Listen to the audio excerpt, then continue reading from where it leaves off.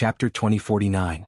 Published at 7th of August 2023 1:21 and 35 seconds p.m. Chapter 2049. Fluttering. If audio player doesn't work, press stop then play button again. 2049. Fluttering. The seas rumbled as the light of dusk grew lower and lower. First Nova had split his forces into two, trusting Vega to command the seas while he charged forth on land. As a result, they had done quite well. Although Third Nova believed that he was in the best position, relying on Orinik to take over the seas for him, his plans had been crushed by Lionel. Due to this, First Nova suddenly found himself to be in the best position. Vega was, obviously, under quite a lot of pressure from her family. She had actually suddenly decided to abandon her responsibilities and join a man of the Morales family. It might have been fine under normal circumstances since Adderworth was, indeed, outstanding. However, given the weight of these matters and the political weight behind them, her choice was truly much harder than it seemed on the surface. Her actions were akin to willingly standing on the side of a man who might very well soon take over a family that had the spears of the whole human domain pointed at it. This was a choice that took a great deal of courage. She might never be able to return to her family again. There was no doubt that in order for her to do this, her love for First Nova was not shallow, and the amount of effort she had put into making certain that he would succeed was not a small amount. Not only had she formed a gold-grade special ocean territory, but she was just a step away from being prepared to challenge the air grade. However, just when she felt that she was about half a day or so away from her preparations being complete, her gaze flickered as she was alerted to a large movement on her territory map. When she checked, her brows furrowed. There was an army of about 1 million moving toward her direction. This chapter upload first at NWSB. C0 ma million would have been a large number during the first few days of the air wars, but 1 million now was nothing more than a drop in the bucket. Just the number of individuals she had scouting out her territory and clear dungeons and the like exceeded this number. Even so, Vega wasn't a fool. Anyone who could make it to this point wasn't an easy opponent to deal with. There was no longer any fodder remaining in the air wars. They had all been wiped out in the first few days. Now all that remained was the cream of the crop. Vega calmed, and the first thing she did was alert Adderworth. Then she gave out a series of commands. Lionel nodded toward Aina and allowed her to take the helm. Since she wanted to act, he didn't mind. Maybe before all of these things happened, he would have insisted on taking the most efficient route properly. He had been in a serious state since the start of these air wars, and he was meticulous about every detail. But right this moment he felt more relaxed than anything else. It was difficult for him to take anything too seriously right now. It was as though the entire world was in the palm of his hand. Even if something didn't go absolutely perfectly, he could just slide the misplaced levers back into place, adjusting for victory regardless of the circumstances. When they finally crossed into the territory, Lionel's gaze flickered. Harsh winds kicked up, and they began to come across large numbers of whirlpools. The closer they got, the more numerous and dangerous these whirlpools began. The stingrays, whose numbers were no more than a drop in the bucket given the size of the ocean, had no choice but to split up to continue avoiding these whirlpools. I think you should take a look at. Lionel realized immediately that this had to be something related to a special ocean territory, and this one used natural disasters of the water. If it was anything like the Lotus territory, then they would also have to be prepared for the possibility of one-time large-scale attacks that could be levied in exchange for a large number of points. The good news was that most of his army was made up of oceanic creatures, but that didn't mean that they were immune from these disasters. If their formations were forced to become too small, then their armors would become less useful. Interesting. At that moment, Lionel finally spotted the city in the distance. It was in the gold grade as he had expected. However, other than this, it was quite unique. It floated upon a thick, gray cloud that rumbled from time to time. This cloud was at least 10 or so meters above the surface of the ocean, and beneath it was an enormous whirlpool that rotated like the blades of a saw. Just looking at it, Lionel's gaze couldn't help but flicker. He knew immediately that the stingrays couldn't even get close to the city, at least not through the water. The defenses of this city were quite exceptional. If the balance is proper, since this territory has so many powerful areas of effect abilities, the odds that it has other powerful upgrades is minimal. It's a lot like the Water Lotus territory in this regard. At that moment, a beauty with fluttering blue hair appeared on the city walls. Although there were many others as well, it was simply too difficult to ignore her. When she looked down and saw Lionel and the others, her gaze couldn't help but flicker. Of all those she had expected, Lionel and Aina were definitely among the last. Soon, her expression returned to normal and she waved a hand. At that moment, several ballista units on the wall took aim. Lionel's army was already greatly spread out. Due to the whirlpools, the largest group gathered in any one location was only a few hundred in number. At the same time, there was much room to maneuver. While on the one hand, this made it more difficult for a scatter shot to cause a lot of damage. On the other, it made it easier to target more powerful threats. However, Lionel didn't do anything as he fell into silence. At that instant, a vortex of volatile, swirling energy appeared to his side. As for Aina, who had just been in that exact location, she had completely disappeared.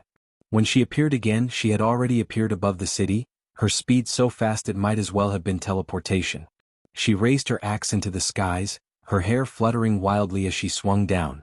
Chapter 2050? Published at 7th of August 2023 1:21 and 11 seconds p.m. Chapter 2050. Raging River. If audio player doesn't work, press stop then play button again. 2050 Raging River. Aina's axe left a bloody trail in the skies. It felt as though it couldn't be stopped, carrying a momentum behind it that seemed to encompass the auras of a myriad of weapons. Lionel had long since known that Aina had chosen her own path. While Lionel had first begun with calligraphy before moving on to music, then painting, before finally having some accomplishment in translating his spear skill into force arts, Aina took a different approach entirely. Whenever she felt that she had come across a bottleneck in the improvement of her battle axe, she switched to a new weapon, gaining mastery over it before switching back and applying what she had learned. Every time she completed such a cycle, her skill would enter an entirely new tier, touching upon levels those her age shouldn't have any business touching. Lionel himself could touch upon the fourth layered state when he finished his spear dance. Of course, this was for his sixth-dimensional spear force. Aina, likewise, used sixth-dimensional battle axe force, and just that swing-along was very clearly in at least the second layered state. Watching the woman he loved display such skill so casually, Lionel's gaze couldn't help but glow. He didn't often think about how others viewed Aina. So long as they didn't dare to say such things before him, and he wasn't aware of their thoughts, he didn't care, quite frankly. All that mattered to him were Aina's feelings and his own. However, he was still human. Seeing Aina shine like this couldn't help but put a smile on his face. I wonder. This chapter upload first at NWSB. C0M. Lionel's lips began to move as Aina swung her axe down. He didn't seem to be saying anything, but if others played exceptionally close attention, it would be possible to see Aina's ears subtly twitching from time to time. Due to the time constraints, Lionel hadn't found a moment to tell Aina about force manipulation. Everything she had accomplished until this moment was done on her own merits. In truth, Lionel hesitated to tell many people about this. That was because he understood that sometimes, overthinking things could come as a detriment instead of help. There were many instincts beasts and children would have that adults would lose, and that because while awareness was a virtue, it was also a hindrance in many ways. Being aware of force manipulation might help some, but it could very well hinder most. However, Lionel had a great deal of faith in Aina. Until now, she had already been forging ahead on her own. So what about now? Lionel spoke quickly and Aina was more than strong enough in mind to catch it all. Her eyes seemed to become dazed for a moment before they sharpened considerably, her aura flourishing. A delicate roar came from her lips that quickly morphed into something far more majestic, a war cry that echoed across the skies that shook the walls of the city below her. Bang! I think you should take a look at Aina's battle axe landed upon a shield of water that Vega had manifested. The latter had reacted quickly, her expression changing when she sensed the strength that was behind Aina's blow. But rather than taking a step back, she moved forward. Their clash echoed throughout the surroundings, the immediate sections of the wall crumbling and quaking as the other members of the Aquarius family found themselves flying out in all directions. Vega's gaze narrowed. Her defenses were probably her greatest strength, but right now her water shield was threatening to collapse beneath the blow of a sixth-dimensional existence? Just what was going on here exactly? Her blue dress fluttered as she took a step back. Her fingers tapped at the air and the water shield's form shifted, inverting and forming a large net that shot toward Aina. Aina's battle axe suddenly became akin to a venomous snake in her hands, losing its form and curving out while its twin blades twinkled beneath the pulsing streaks of lightning in the dark clouds that accumulated above. The net of water shattered, becoming countless droplets of sparkling blue water. It didn't carry a natural hue at all, instead infused with a large amount of force that increased the humidity to the point that although not a single drop had fallen onto Aina, it still felt like she was enveloped from all sides. A sticky layer of something uncomfortable bore down upon her, and Aina seemed to understand what it was instantly. Vega wasn't just controlling the water droplets that were clearly visible to her naked eye, she was also controlling the invisible water vapor. This stickiness wasn't just humidity, it was a warning sign. Aina's gaze flickered and her stance shifted. With a twist of her wrist, the seemingly flexible battle axe in her small palms became as rigid as an ancient tree piercing the skies. Its polearm crashed into the crumbling wall beneath them, sending out a rumbling echo that spread out in all directions. It sounded like Aina had suddenly hit a resonating bronze bell at that moment. Instantly, the droplets of water shattered and the humidity scattered before it could coat Aina any longer.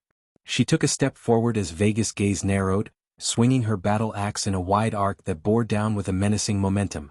Her movement flowed like water, her body moving instinctually to shatter all the traps Vega had set up before they could even become fully formed plots. It really felt like she wasn't thinking at all. Her mind was her body and her body was her mind. They moved and functioned as one without the slightest delay or lag. Vega's expression became serious. She realized that this was no longer a matter she could just casually brush off. If she wanted to win, she would have to treat Aina like a real opponent. Defeat Aina, gather the momentum to her side, and crush the army that lay in wait. Vega's aura suddenly changed. From a governess, her demeanor became valiant. Her blue hair lifted into the air, becoming like a raging river. Chapter 2051. Published at 7th of August 2023 1:21 and 10 seconds p.m. Chapter 2051. Limit if audio player doesn't work, press stop then play button again 2051 limit. Vega stepped forward to meet Aina's strike, but she met some resistance in the air. Her expression changed slightly, but her movements didn't become any slower. In fact, they sped up considerably, her body tensing and her force raging through his nodal pathways like the tides of the ocean. Lionel watched with narrowed eyes. Whenever he experienced Aina's battle style, he couldn't help but be in awe. That sudden slam of her battle axe on the ground just now seemed simple, but it was incomparably complex.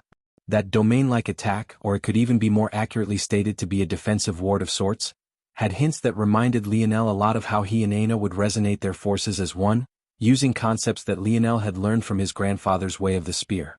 However, Aina had used a reverse concept. She purposely failed in an attempt to resonate with the force in her surroundings, and as a result, repulsed them away.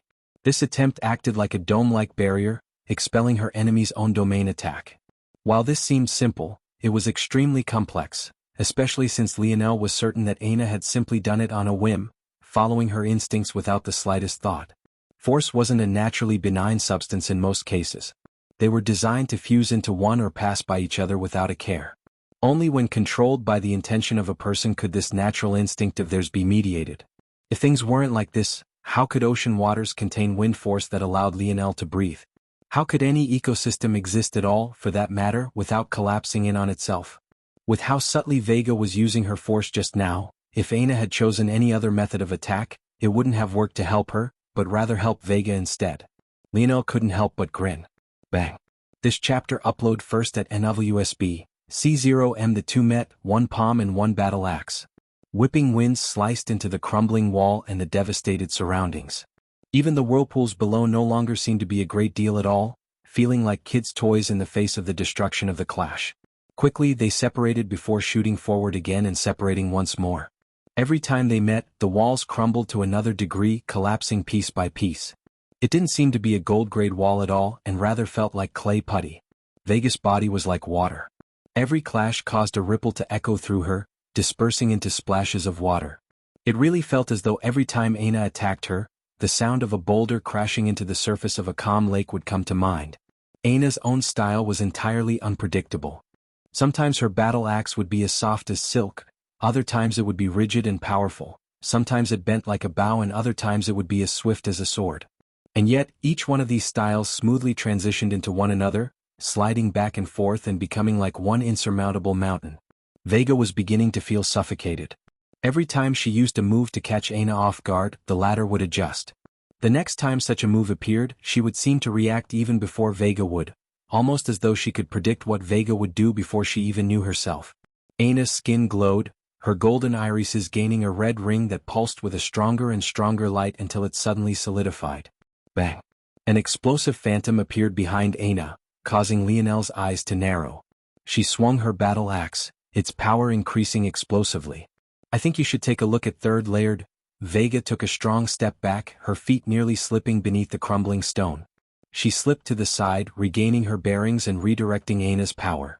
However, her gaze couldn't help but congeal. What was this, a lineage factor? Was this the lineage factor of the Brazinger family?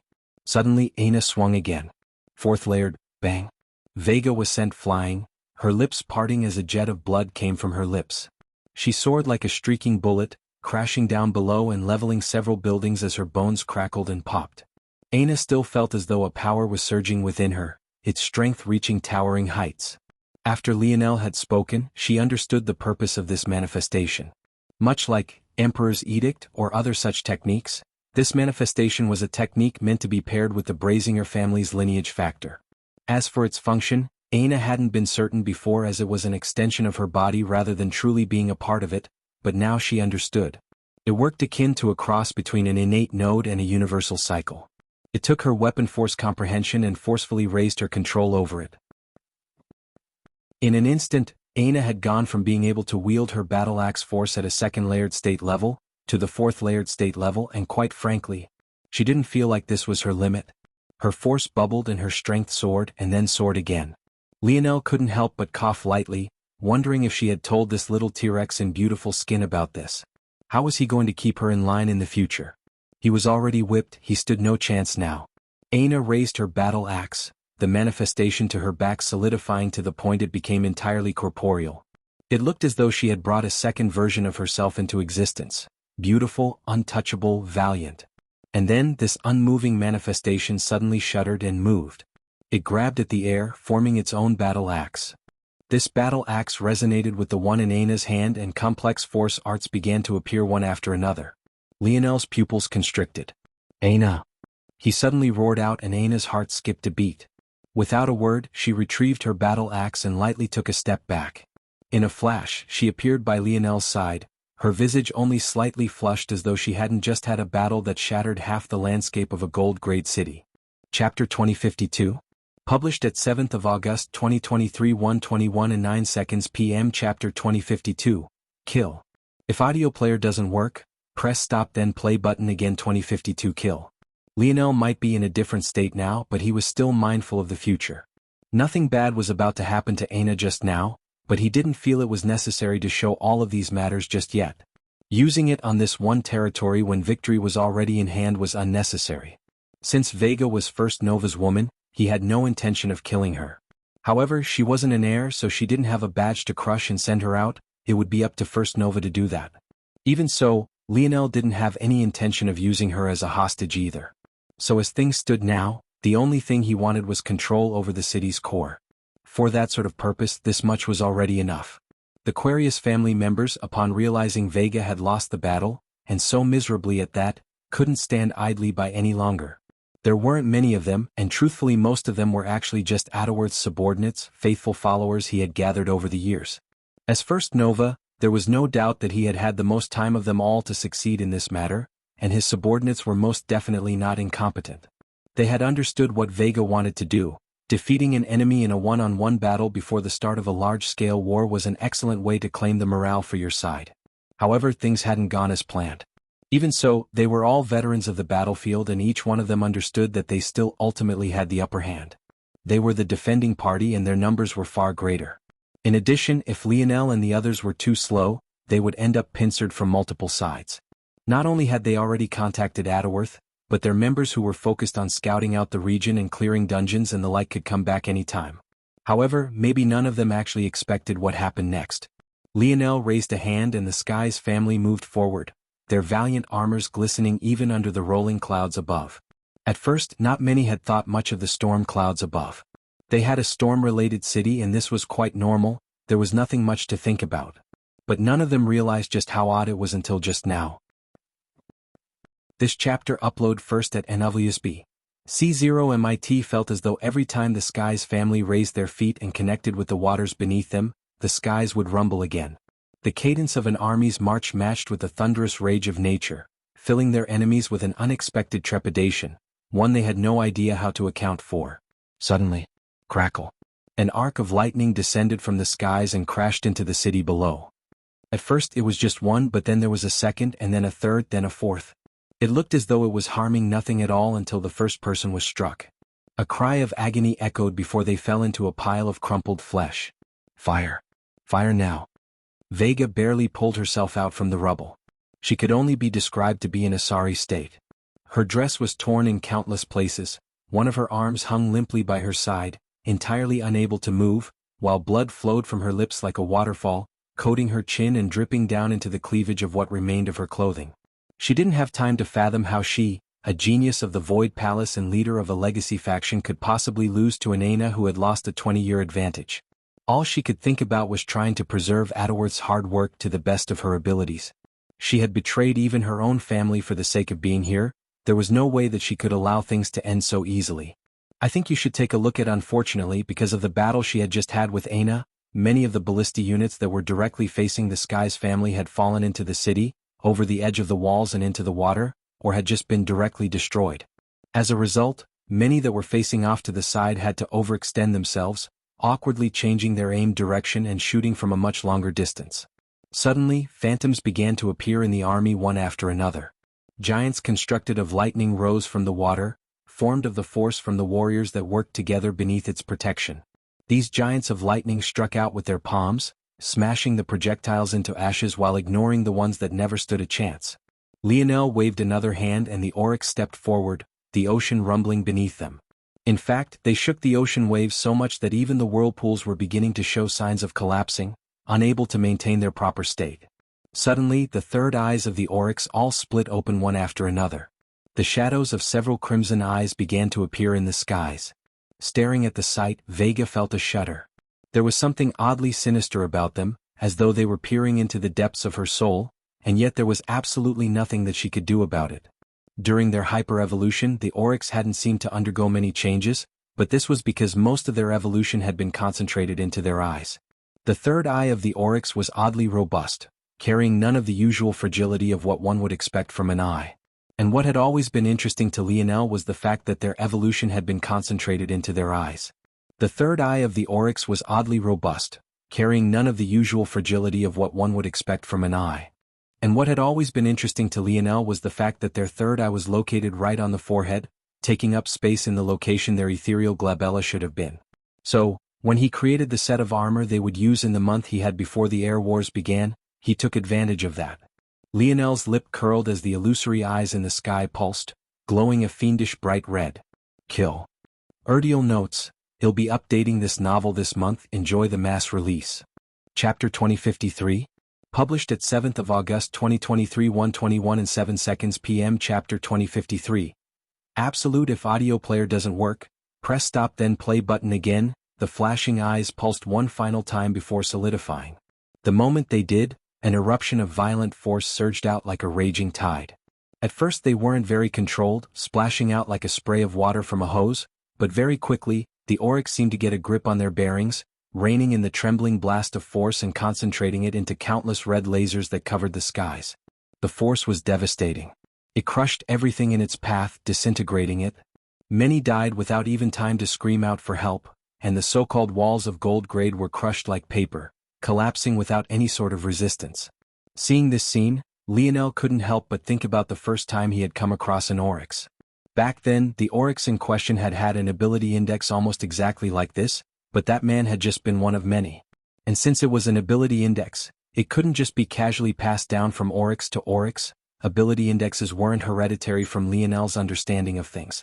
However, what was so crucial about this memory was what it told Lionel about the Oryx race. The eye was an incredibly fragile thing. As crazy as it was for Lionel to have formed a node in his brainstem so long ago, forming one in your eyes was seen as equally crazy if not even more so. This chapter upload first at NVUSB. C0M nodes had to be connected to one another, so running a nodal pathway from your eye to other parts of your body only gave you really two choices. The first was to go through your face and the second was to go through your brain. The first might not seem so bad, until you realized that there were only two choices for succeeding in this path as well. The first was to disrupt the normal flow of your bone structure, or most accurately, your skull, and the second was to use the thin skin on your face. Both weren't very good options. Running a nodal pathway through your bones would ruin its structural integrity and create a weak point in your body. And as for running a nodal pathway through the skin and muscle of your face would limit how thick you could make it, unless you were alright with a large vein-like snake running across your face, or you were alright with limiting your future potential. The second option of running it through your brain, but this was even more dangerous than forming a node in your brainstem. There were even more moving parts, and increasing the size of your nodal pathway in the future would come with a new set of challenges every time. To top all of this off, there wasn't usually much of a necessity or benefit to forming nodes in your eyes to begin with. Those who had eye-related lineage factors could use their strength naturally without doing this. That was because the existence of one's ethereal glabella alone already created all the networks you would need in your mind. And those that didn't have such abilities would just be wasting their time for what was effectively just vision that was a little bit sharper than normal. This, however, was where the anatomy of the oryx became so absolutely shocking. Their third eye wasn't just in place of their ethereal glabella. Lionel was actually quite certain that it was their ethereal glabella. I think you should take a look at the implications of this matter were shocking because it went beyond just hoping for an ability index related to eyes was birthed within them. Instead, it was possible to take advantage of this such that they could create their own abilities off the back of it. This wasn't just a quirk of their anatomy, it was effectively a lineage factor. What else was a lineage factor if not a biological quirk that could be passed down through the generations? The problem was that the oryx faced a similar problem to Lionel after he had evolved beyond the level of the snowy star owl, and that was that they were too far in their infancy to have the techniques they needed to make use of their abilities. So, Lionel created it for them. Rather than wasting time creating techniques, refining them, and improving them, Lionel took the crudest ability such an eye would have and amplified it to the greatest degree. What was the ethereal glabella if not a hub for the affinities of its owner? It was through the ethereal glabella that one gained access to their ability index. It could be said that it was the hub that made a person, and it also happened to be the location within which one could gain access to their soul. The spiritual were born only as ethereal glabellas, and it was around said ethereal glabella that they constructed their own bodies. As a result of this, it could be said that almost from birth, they had already entered the fourth dimension, and not only that, they were intimately familiar with both their affinities and how their bodies worked alongside it. This was part of why the spirituals were so absolutely powerful, and Lionel even believed that given enough time, it might actually be possible for the oryx to replicate something similar given the access they had to their ethereal glabellas. It could be said that, better than any force art, better than any treasure, what the ethereal glabella was best at was accumulating force and expelling it. When one gained such unprecedented access to one's ethereal glabella, right from the purest possible source, the effect could only be said to be absolute. Feeling the power coursing through them for the first time, the oryx became keenly aware of just the kind of strength and power they had. There were many sayings about the eyes being the window to the soul, none of them being literal. But in the case of the oryx, it just might very well be. Occasionally missing content, please report errors in time. Chapter 2054. Published at 7th of August 2023 1:21 and 2 seconds p.m. Chapter 2054. Shame if audio player doesn't work, press stop then play button again. Lionel landed from the skies above. In the surroundings, the battle continued to rage on, but it was very clear who had won and who had lost. Maybe if Vega had holed up and chosen to fight with her army instead of going head-to-head with Aina, things may have ended differently, or at the very least, it would have been much more difficult. But in the end, she had made a true mistake in underestimating her. The result of their battle was something that completely shocked the whole of the human domain. To have not just the skill of a life-grade force pill crafter, but to also have such strength at the mere 6th dimension, this was enough of a fear for Aina to skyrocket to the very pinnacle of the Queen Beauty leaderboards. Not just a small number of individuals had thought Aina to be someone Lionel had picked because of her beauty. In truth, it was even difficult to associate her with the Brazinger family purely because her eyes were not red and her hair was not crimson. This sort of thing had also caused many rumors to spread about the real backstory behind her existence. While the Brazinger family had gained a secret almost cult-like following, appearing from nowhere and displaying such great strength, because Aina didn't share their patented look, it made it very easy to dismiss her. Until this moment. It was like this that many began to replay the events of the start of the Air Wars in their minds, recalling the valiance and elegance that both Lionel and Aina had walked in with. The connotation of that moment flipped again and again in their thoughts. Every time Lionel accomplished a shocking feat, or Aina flipped their understanding of the world on its head, it felt like that memory was further ingrained into the psyches. It was recast and remodeled, etched deeper and deeper until it became a memory that they couldn't forget. This chapter upload first at NWSB C0M. But what was especially shocking about this was that Lionel and Aina weren't only gaining the label of shocking geniuses, but also that of underdogs. What once was the perception that the two were overly arrogant and knew too little about the wider geniuses of the human domain, became a shocking story of a couple fighting with one another against all odds. This story only became more and more of the public's truth as Lionel's trump cards turned the tide again and again and again. And now, with one of the main pillars of First Nova's power crippled, the reality that Lionel just might win this was settling in. Vega looked as though she had lost her soul. Sitting on her knees, looking around with a blank expression, she almost couldn't believe what had happened. She hardly had the strength to sit up, and yet as though she was torturing herself, she looked through every broken brick and fallen building. She had so much experience commanding a large number of people, so much experience in battle, so much knowledge to give and strength to use, and yet it felt like she had been slowly suffocated to death, like a frog in slowly boiling water. She vaguely understood that this feeling came from Aina's combat, and then Lionel's subsequent command over the situation, but understanding this didn't make her feel any better. If anything, she felt wholly inferior. Aina's combat strength was unlike anything she had ever seen before. Facing her had felt like she was facing off against herself. She knew everything that was going to happen ahead of time, before she could even breathe properly. Aina had breathed for her, and yet Vega was absolutely certain that Aina didn't have a sensory-type ability. I think you should take a look at. Then there was Lionel. After the stingrays had been forced to spread out due to the numerous whirlpools, she had believed that the battle would be easy. Picking apart smaller groups of enemies was far easier, and her marksmen could truly make their skill known. But how could she have expected that the storm characteristics of her territory would become more beneficial to Lionel than it was to her? The strikes of lightning had been completely devastating. And then to make matters worse, his command over the Oryx and the deployment of their eye abilities was truly seamless. While her own ballista units were struggling to fire from a longer range, Lionel crippled their visibility with sparks of lightning and then directed the crimson laser beams like they were his own spear strikes.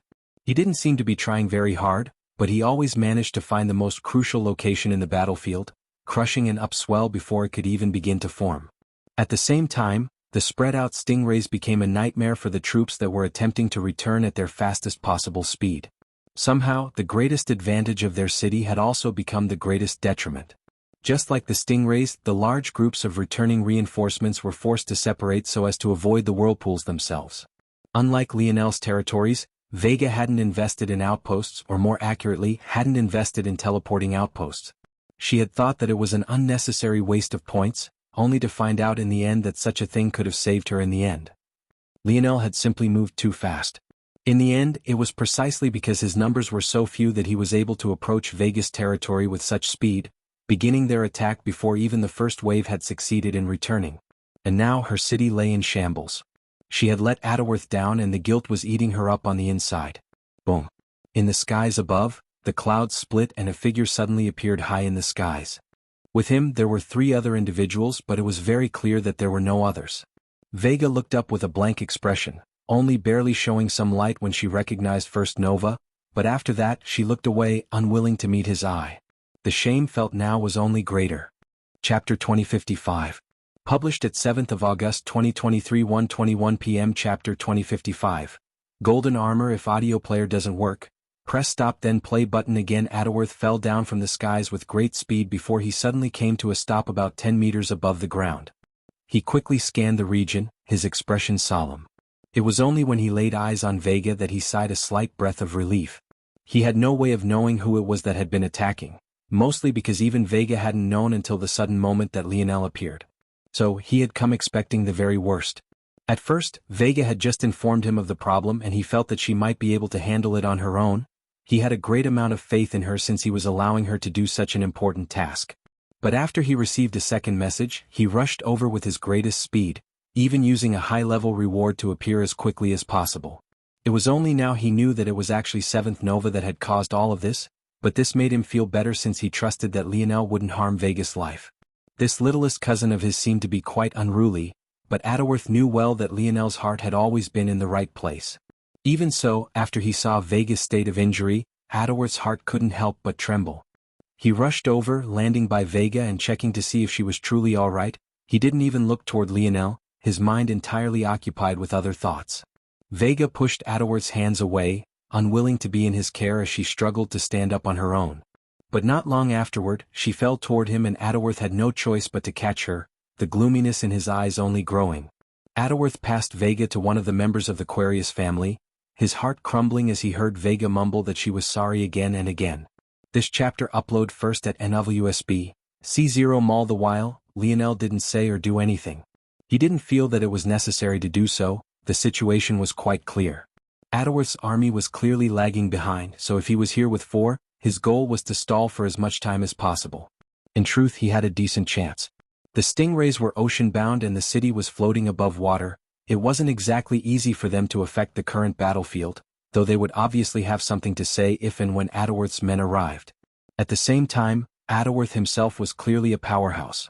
If Fifth Nova had been so powerful, just more powerful was First Nova, who had not only years on him but was quite well known for his combat prowess to begin with. There was a reason Adderworth had been able to uphold the stalwart polearm party-turned-faction despite only being at the 6th dimension back then. And now, he was well into the 7th dimension, and might very well be the one with the highest tier of all the participants of these air wars.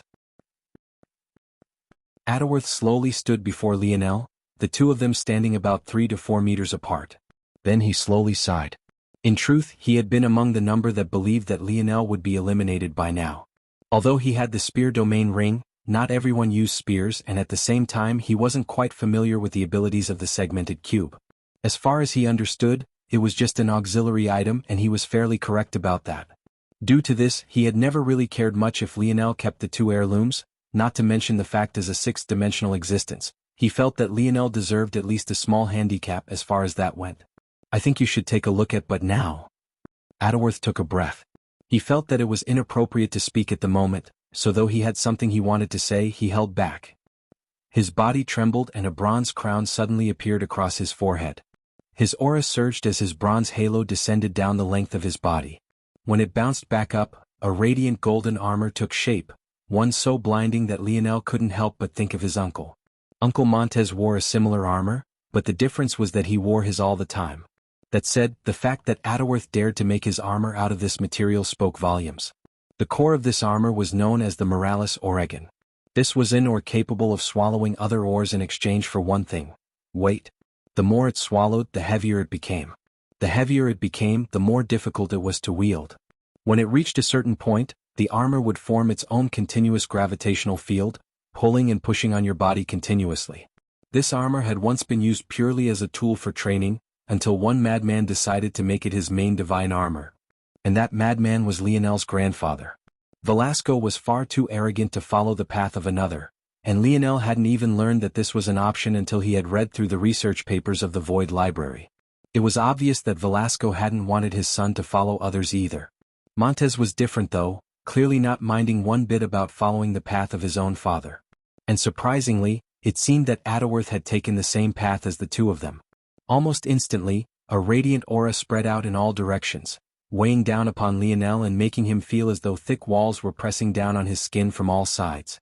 It was a truly suffocating aura. Lionel's gaze narrowed as he took out his black rod spear, pointing it forward and down toward the ground. His momentum was very calm and unassuming compared to Adderworth as his bronze aura took shape, forming his second-tier divine armor.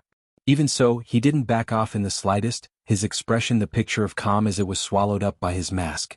The two knew how important this battle was. No words needed to be exchanged. Bang. Bang. The locations they had just stood upon were suddenly replaced by 2 craters instead, the 2 of them having vanished. Chapter 2056. Published at 7th of August 2023 1:20:50 p.m. Chapter 2056. Spheres of Destruction. If audio player doesn't work, press stop then play button again. It felt as though an atomic bomb had exploded in the skies. The cacophony burnt eardrums, and the wall pressure of wind nearly levels the city, almost knocking the gold-grade territory out of the air. The city's cloud structure, the fluffy grayness that held it up in the skies, sank considerably, bouncing against the enormous whirlpool that formed its foundation and sending a surge of war into the skies. The resonating booms were felt bone deep, the catastrophic aftermath making the surrounding ocean for over a kilometer sink by tens of meters before a rush of water surged to replace it. This resulted in rocketing waves, devastating currents, violent twirls and towering tsunamis. Just this singular clash, happening for only the briefest of moments, made those in the immediate surroundings feel as though the entire world was being upturned. And yet it was just the first clash. Even after it was levied, the 2 novas didn't appear in their sights again. The only sign that they were still clashing was the second resounding boom, then the third, then the fourth. Violent and nigh invisible spheres of destruction began to appear across the skies. Every time they occurred, the devastation would appear first before the sound wave followed quickly after. The buildings that remained intact didn't do so for long. Their windows shattered into countless pieces, their foundations cracked and shattered, they began to lean to one side of another, almost falling until the true wave of devastation hit them, burning them to ash or crushing them into flat land. Adderworth's body drew streaks of gold in the sky while Lionel's drew lines of violet. Their movements were incomparably fast, their afterimages hardly taking shape before they moved again. After a moment, it felt as though there were dozens of the pair in the sky, each clashing with one another and then retreating to clash once more. This chapter upload first at NWSB. C0M. First Nova's fists carried the weight of a world behind them, while Lionel's spear was deathly. For the former, every clash felt as though his body was being shaken by Mother Nature herself, the ruckus of a Category 5 hurricane or an earthquake rated at a 10 on the Richter scale forming their own microcosm within his body. For Lionel, his expression was unreadable, entirely unfazed. The 10 stars to his back fueled his body with an unmatched glory and light. There was no doubt that without his main weapon by his side, First Nova's strength had tanked considerably, but the light in his eyes was no less fierce. His golden armor shone with a radiant glow, the lines of ambrosia he was drawing across the skies, as though the casual swipes of a god's finger, grew thicker and more robust. As they did so, the pressure he placed on Lionel only became greater as his strikes became heavier and heavier. Adderworth's fist met the polearm of Lionel's spear, his knee driving upward in an attempt to catch Lionel's chin. However, Lionel reacted even faster, his own knee driving upward. A familiar resonating boom filled the skies as a sphere of air pressure echoed in all directions. The ground below looked as though a crater had formed while the dense clouds above dispersed into a wide circle once again. The two separated quickly and clashed once more. However, before his fist could land this time, Adderworth's pupils constricted and he suddenly spun around, punching out with all his might. He didn't seem to notice Lionel's fist coming toward his back at all as he continued to punch out at empty air. Lionel's own gaze sharpened as he suddenly formed a clone of emulation spatial force. The two swapped places instantly and the region that Adderworth was punching toward was replaced by a clone of Lionel who stepped out from seemingly nowhere. "I think you should take a look at?" Adderworth felt that his back was now vulnerable once again, but rather than turning around once more, his gaze flashed, the skies flashing as a bolt of lightning as thick as a giant's waist descended toward the real Lionel toward his back. Lionel's pupils constricted. Ability indexes couldn't be inherited, but Adderworth actually had one so similar to his father's. With a roar, Lionel's aura flourished as his lotus domain took shape. In the past, his lotus domain was mostly invisible to the naked eye, but this time a spinning illusory lotus flower appeared above his head, swallowing the bolt of lightning whole as Adderworth's fist blasted his clone to smithereens. The lightning force was absorbed by Lionel's lotus as his fist continued forward as though nothing had happened. First Nova was caught off guard, but it was already too late to change things. The lightning force became a wild vibrational force, coursing through Lionel's body like rumbling thunder. Pop-a-pop-a-pop. As though countless firecrackers were going off, Lionel's fist landed on Adderworth's back, the echo of his fist causing 10 destructive spheres of air pressure to form all at once, destroying the ground below and the skies above 10 times over. Adderworth spit out a mouthful of blood, his body shooting out like a cannon through the skies.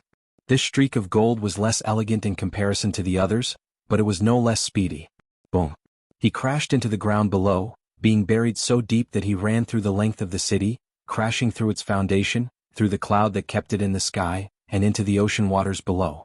Lionel's figure flickered and his two Void Star Force stars radiant a powerful dark bluish-black glow. Looking upon it made one feel as though they were staring into a black sun, the gorgeous bits of discoloration feeling like the painting of a demon overlord. The raging waters, unable to calm down from their battle, surged around Lionel, responding to his beck and call as Adderworth shot out from the waters, rushing toward Lionel like a speed bullet. Lionel's roar echoed once again as the snaking dark waters that responded to his call formed countless flood dragons. Chapter 2057? Published at 7th of August 2023 1:20 and 47 seconds p.m. Chapter 2057. Surge. If audio player doesn't work, press stop then play button again. Lionel's roar seemed to become the roar of the dark flood dragons. Their scales solidified and their foreheads began to protrude with horns as though they might become true dragons at any moment. At that moment, standing amidst the falling water droplets and the snaking flood dragons, Lionel looked as though he was a god of the sea, his gaze shining a brighter and brighter violet as his aura continued to rise like a tsunami's tide. He brandished his spear toward the oncoming Adderworths and he suddenly took a step forward. The flood dragons responded to his call. Like an ancient dance of a discipline long lost, Lionel's spear thrust forward. The movement was simple and yet elegant, silent and yet deadly.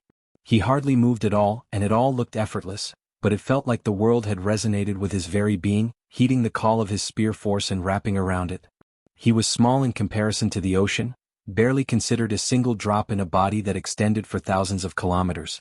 But the moment he moved, the waters around him raged and those outside his scope suddenly became deathly quiet. The first thrust caused the flood dragons to surge forward, ramming into Adderworth and sending him flying backward with another mouthful of blood. The second thrust caused them to spiral around one another, their bodies dancing and swimming through the skies, powerful but intentional, enraged and yet controlled. The third thrust fused them into a single existence. Their horn finally manifested, piercing the skies above. Their bodies snaked around the city 3 times, and yet still had length for more. But more importantly than all of that, their gaze suddenly gained life. This chapter upload first at NWSB. C0MIT truly felt like a dragon had come into being, carrying all the magnificence of the legends. The savageness of a beast, the greed of a demon, the majesty of an emperor, a truly untouchable existence whether now or into forever.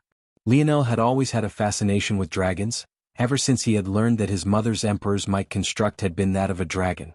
The first time he had used the concept of a flood dragon was in his fight for the Violet token on planet Luxnix against Miguel, but it had been entirely impossible for him to touch upon the true majesty of a dragon, at least not the kind his mother had succeeded in, so he had only ever been able to form flood dragons. Until now. His third thrust landed. The ocean split, an abyssal hole spanning hundreds of meters to the left and right, along with countless dozens of kilometers downward, formed. The power behind it was so devastating that the walls didn't collapse around it immediately. In fact, for the longest time, it seemed as though it would be entirely impossible to succeed in such a thing. Lionel had perfectly fused the Luxnix family force arts, his spear arts and his universal force into one, and it hadn't even felt difficult. His comprehension over water force, his force manipulation, made him feel like a god that could accomplish anything. He stood in the skies with an arrogant sort of silence. Behind him, his 10 stars sat, each one a different color, but each one just as powerful in momentum. A truly powerful scene. It was said that a picture was worth 1,000 words, but so was a single decisive memory. Maybe this current Lionel was one those who were currently watching would never forget, a Lionel who had grabbed onto their hearts and refused to let go, but also a Lionel they didn't want to let go of in the first place. I think you should take a look at, however, to this Lionel's surprise, Adderworth still rushed out from the abyss he had been left it, soaring out from the vortex of force and past the roaring dragon before appearing before Lionel in the skies with a haggard appearance. His armor was cracked in several places, his blood was leaking out and mixing with once radiant gold, and his breathing was heavy enough to hear even against the commotion of the clashing waves and thunderous booms. He breathed deeply, his gaze locked onto Lionel before him. His eyes were surprisingly calm. He didn't have the despair of someone who felt their dreams of a lifetime slipping away, nor was there any sort of overt confidence either. It was simply the gaze of a man who knew how to take one step at a time, who didn't care how long the road was or how difficult it would be to travel. All he had in mind was how to raise his foot and firmly place it down one more time.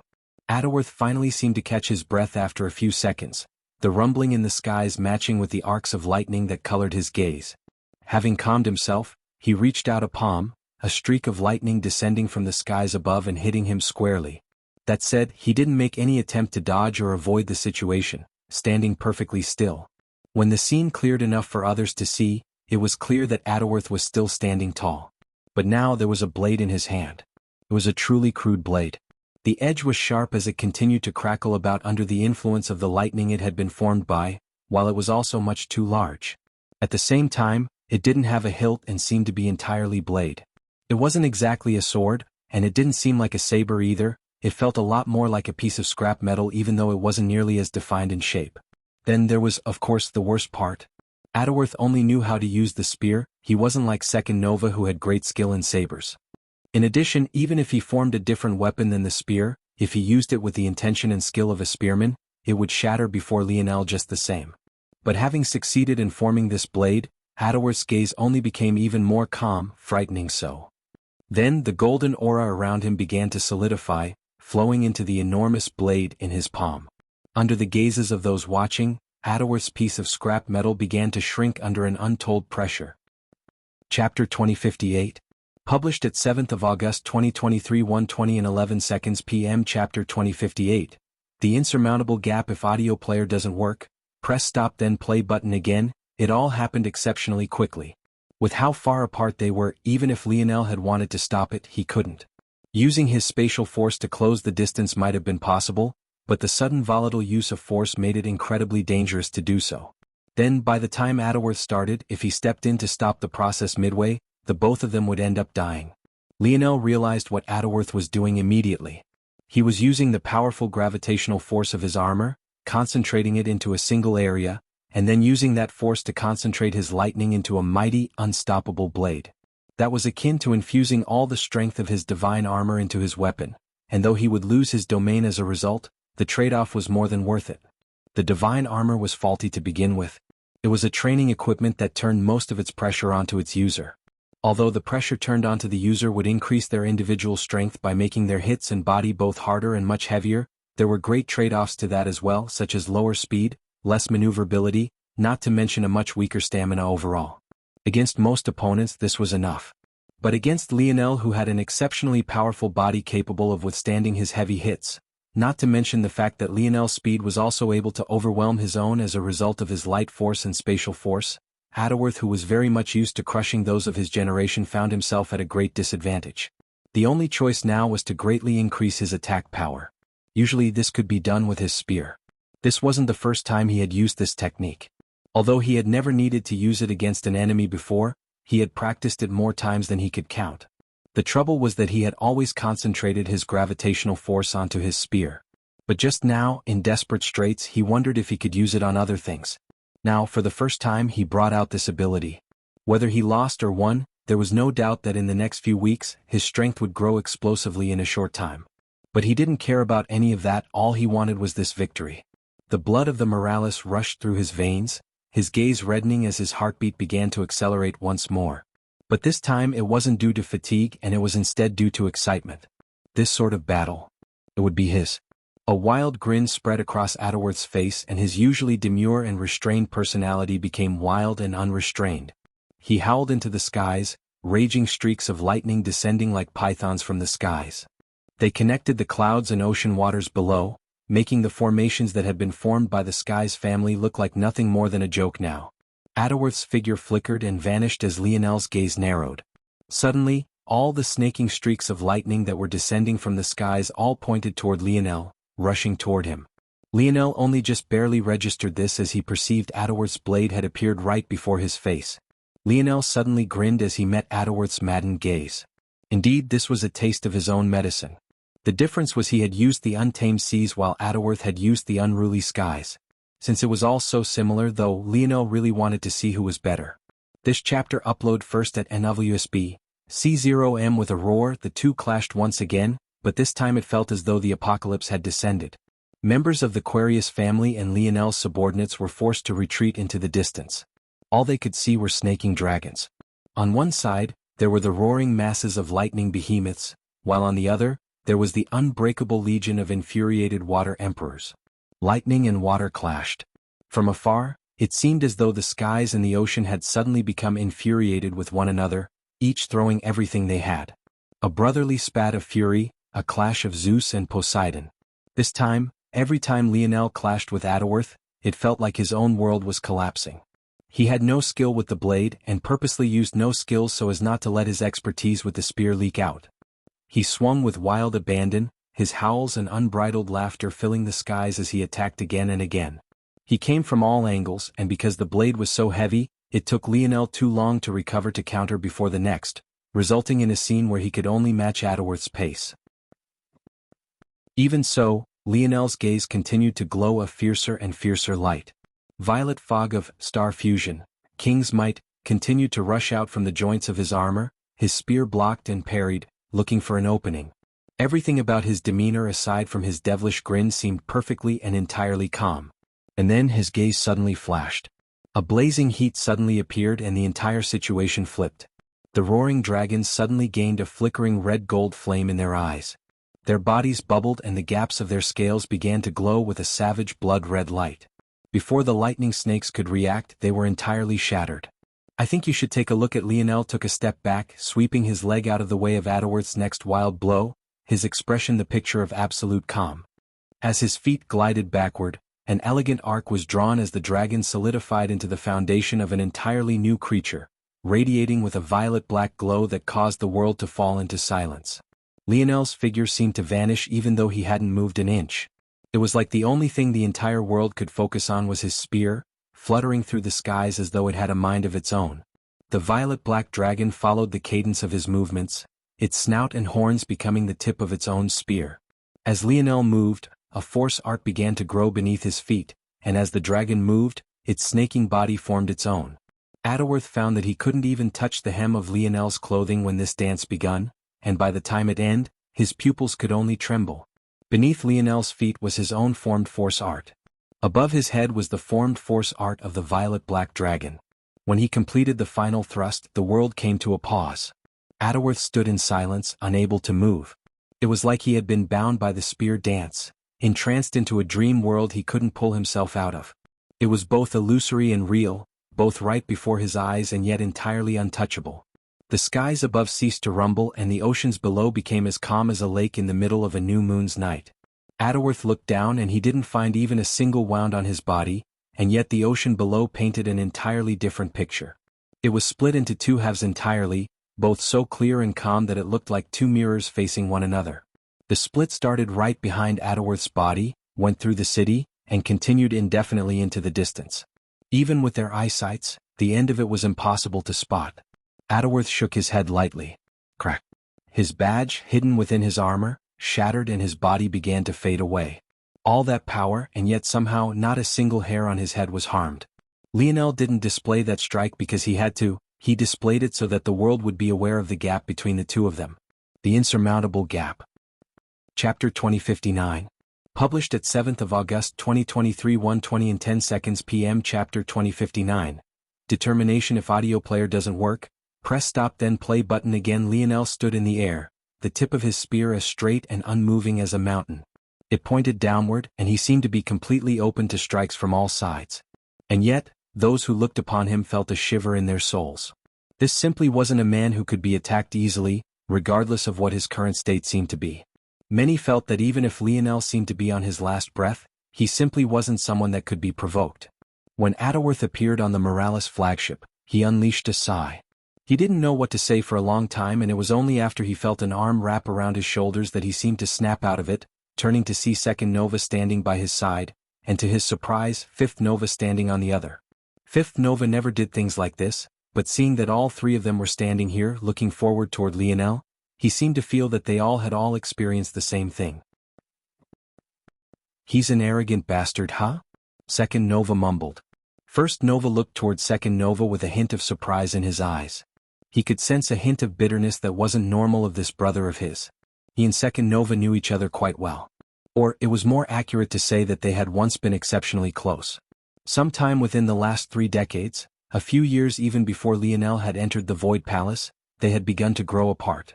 This chapter upload first at NWSB. C0 MOF course. First Nova could tell that there was some secret that Second Nova was hiding from him, but if the latter didn't want to tell him, it was hard to force him to. For the longest time, First Nova had assumed that this was just Second Nova's way of telling him that he planned to go all out with him during the Air Wars. But seeing Second Nova now, Adderworth doubted his previous assumption. In fact, he felt that these last few years for Orin had been more complicated than he knew. However, regardless of all of this, he was far more shocked by Orin's words themselves. He didn't really feel like Lionel was all that arrogant. "Is he?" Adderworth asked lightly. Second Nova laughed as though Adderworth had just told the greatest joke he had ever heard. Even Kira, who had spent the most time with Second Nova recently, was stunned. She hadn't seen him laugh like this in a very, very long time. Maybe not since they were children. Maybe in the beginning he wasn't, but don't you get the feeling from him that he's like someone who started off very serious and then got too bored to keep up the FA sectionade? Just look at him. He's standing all cool and composed right now, but 5, 3, 2, 1. As though on some sort of cue, Lionel put away his spear and swooped down from the skies, a grin on his face as he swept up Aina. She could only roll her eyes. This guy had really stopped taking things seriously again. Second Nova began to laugh once more. I bet you that he's smiled more today than he has any other day since the Air Wars began. It's really when you think about it. Uncle Velasco and littlest Nova are like two sides of the same coin. Both are supremely arrogant, it's just that one is secluded while the other has a great number of friends. One of them is always focused on their work and can't take a break, while the other is impossibly lazy because everything is beneath his notice. Just looking at them I can't help but laugh. Both of them look down on the world in their own way and don't put any of us in their eyes. I think you should take a look at the more Oren spoke, the uglier Adderworth's expression became. Look at you, Oren laughed even harder. You were always like this, you really don't like to lose, huh? I'm fine with losing. Oren's laughter cut him off. You don't need to lie to me, I know you. Adderworth's expression became awkward, but watching him laugh like this, he slowly began to smile. It really had been a long time since he had seen Oren laugh. It was as though a burden on his chest had been taken over by someone else. It felt as though he could put his whole faith in someone else now. In truth, Oren had long since surpassed Adderworth in strength, but he had still suffered so greatly. There was no reason he should have been so confident in Lionel, and yet he was. The way he saw it, he had already done his very best. Oren had always been a carefree person. It was these burdens that had turned him into a completely different being. However, he was also the type of person to put his all into something and live with the result. Regardless of what happened from here on out, he knew that he had given his everything, so he would live with it. Plus, there was always the hope that Lionel would actually be able to win. Although he felt that it was slim even with the strength he had shown, Oren hoped that Lionel was still holding back something that could turn the tides when the time came. At that moment, Adderworth's subordinates began to come out one after another. Suddenly remembering something, Adderworth's expression sharpened as he surged forward, landing by Vega's side as she appeared and taking her hand. She was in a poor state, but he held her up, ready to escort her to the Morales family. He knew better than anyone how much she had sacrificed to be with him, but given that he had failed, it was always possible that the Quarius family might try to target them again. His aura changed and he looked ahead with determination in his eyes. Chapter 2060? Published at 7th of August 2023 1:20 and 5 seconds p.m. Chapter 2060. Tension. If audio player doesn't work, press stop then play button again. The tension in the air was high. The situation of Adderworth and Lionel's battle was truly explosive, but after the shock that Aina had given them all, it was hard for them to build up such shock once again. Instead, it felt like they were quickly growing numb. The only ones who seemed to have an exceptionally fierce reaction were individuals who had the most invested in Lionel's losses. The likes of Cross Elder Avon and Cynthia felt as though their hearts were being crushed every time Lionel did something that was out of their expectations. The last few hours had truly been an odd one to witness. The odd change in Lionel's demeanor made many feel as though he was finally succumbing to the pressure. With the largest challenges still looming over the horizon, there were many who would have crumbled beneath such a situation, so it didn't seem unbelievable for Lionel to have entered such a situation. But then Aina appeared and spun the situation around once again, and Lionel somehow came out even stronger than he had before, his dream force progressing once again and his strength taking another major leap since the last time they had seen him. In just a bit over a week since the Air Wars had begun, they had witnessed Lionel progress from Tier 7 to Tier 8 and then to Tier 9. Then, as though he wasn't satisfied with just this alone, his control over his forces increased by leaps and bounds. It felt like every time he brought out another force technique, it would come from the top of his head, as though his forces were such an inseparable part of his body that commanding them was nothing different from second nature. This chapter upload first at NWSB. C0 Adderworth was a genius that had been spoken about for a long time. There was no shortage of individuals that he would be on the same level as the sword deity and the bow deity if it wasn't for the fact he had to divert so much of his attention toward politics and if he wasn't one of 7. The sword deity and bow deity were the only heirs of their families, while this was a title that Adderworth shared with the other 6 Novas, and would continue to until the conclusion of the Air Wars. So to see him defeated by his youngest cousin made them feel as though they were dreaming. After all, Adderworth was much older than Amory and Nazag, so his strength had had more time to develop. But the end result was still oh so clear for all of them to see. Now, this fallen first Nova stood in the face of the Quarius family, and none of the Morales ancestors seemed to have any intention of interfering. The rules of the Morales family were quite harsh most times. Maybe if First Nova had managed to claim heirship for himself, he could still command the lower-level Morales family members to act on his behalf and thus ease the situation. But as a loser he had no right to do such a thing. The Morales family had always been aware of their precarious situation in the human domain. It wasn't just them, but families on their level like the Omen family and the Suyard family were also keenly aware of the politics surrounding their existence. These sorts of politics were even more important when it came to matters of marriage. I think you should take a look at even in the case that First Nova had become the heir, the ancestors still wouldn't have interfered in this matter. That was because their action could be seen as a forced assimilation of sorts. Vega was an incredibly important genius to the Aquarius family. She was easily the strongest genius of this generation that they had. Although she had lost to Aina by now, many had begun to believe that it was only a matter of course. Aina was a life-grade force pill crafter, who knew how she had modified her own body until now, who knew how strong she truly was. Just because she had lost to Aina didn't mean that the Aquarius family felt that Vega was any less valuable. They hadn't been able to act before because Vega's appearance by First Nova's side had been far too shocking. Plus, there was probably some hope in their hearts that First Nova would end up as the final victor. There wasn't as united a front against the Morales as it seemed. For many powerful but middle-of-the-pack families, this matter was less meaningful to them. The Suyard and Omen families, not to mention the Void Palace, Shield Cross Stars and Spiritual Religion, or even the Constellation Bow Alliance, probably cared a great deal, but that was only because they stood at the same level as the Morales family. If the Morales family suddenly broke free of their stalemate and surged ahead, it would be they who suffered the most loss or the greatest feeling of loss. But to these smaller families, not ultimately but at least relatively so, the winner of this battle of behemoths was less important to them. In fact, to the Aquarius family, First Nova's victory might have given them a reason to side with the Morales and gain the most advantages. Not only would First Nova's victory mean that Lionel had lost and that the greatest reason for the opposition to the Morales would have vanished, but it would have also given them a direct line to one of the most powerful families of the human domain. It wasn't like women of the Aquarius family had never married men of the Morales. But whether it was situation or status, Adderworth would have been the greatest opportunity they ever received to advance further, something greatly difficult when you were already a family of their caliber and level.